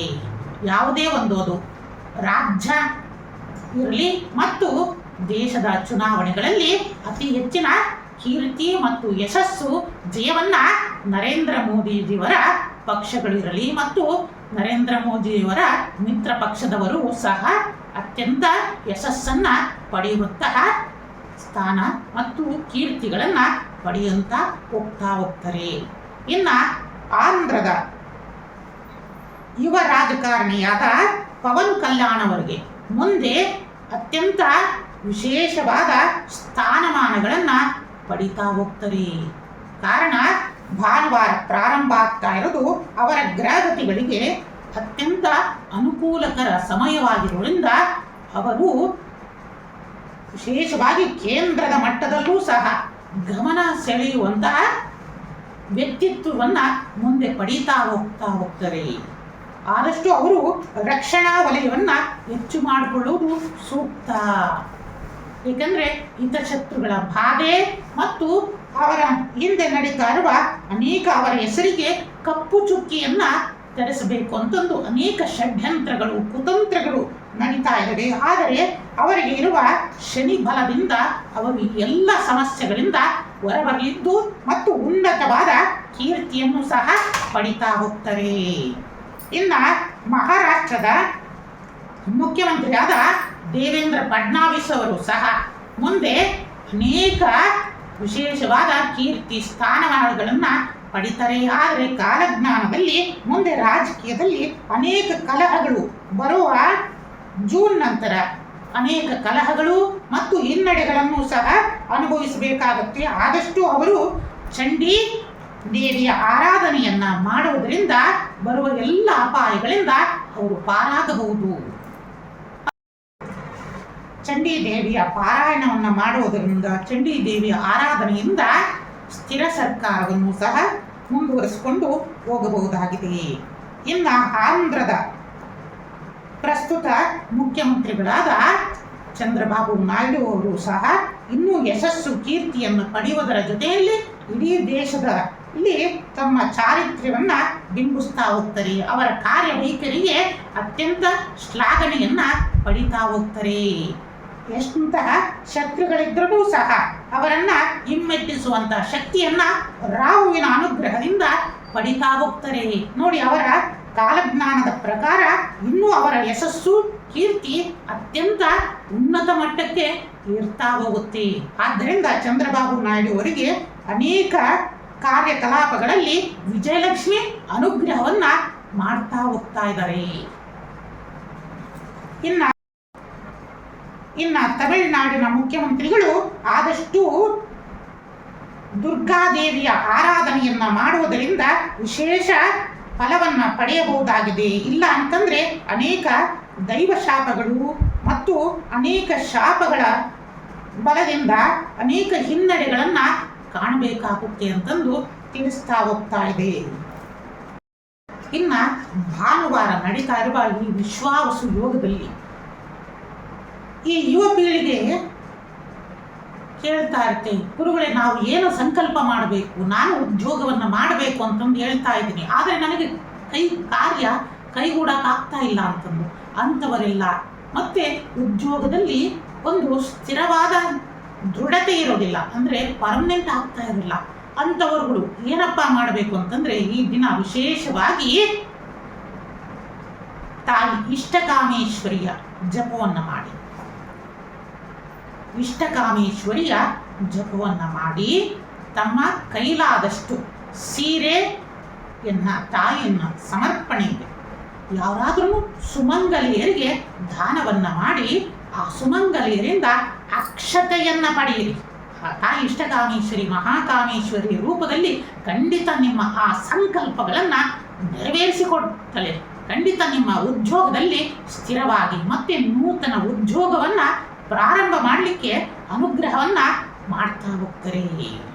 ಈ ವಿಶ್ವಾವಸು ಸಂವತ್ಸರ ಭಾನುವಾರ ನಡೀದ್ದರಿಂದ ಆದಷ್ಟು ಜನರುಗಳು ಜಲಪ್ರವಾಹಗಳು, ಅತಿಯಾದ ವರುಣನ ಆರ್ಭಟ, ಮೇಘಸ್ಫೋಟಗಳು, ಭೂಕಂಪನಗಳು, ಜ್ವಾಲಾಮುಖಿ, ಸುನಾಮಿಗಳ ಆರ್ಭಟವೇ ಹೆಚ್ಚಾಗಿರುತ್ತೆ. ಮತ್ತು ಅತಿಯಾದ ಉಷ್ಣತೆಯೂ ಸಹ ತಾಪಮಾನದಿಂದ ಅನೇಕರು ನರಳಾಟದಿಂದ ಸಾವು ನೋವುಗಳು ಸಹ ಸಂಭವಿಸ್ತಾ ಹೋಗ್ತವೆ. ಮತ್ತು ಅನೇಕ ರೀತಿಯಿಂದ ಕಾಡ್ಗಿಚ್ಚುಗಳು, ಅಗ್ನಿ ಅನಾಹುತಗಳು ಸಹ ನಡೆಯುವುದರಿಂದ ಆದಷ್ಟು ಪ್ರಜೆಗಳು ಎಚ್ಚರಿಕೆಯನ್ನು ವಹಿಸಬೇಕು.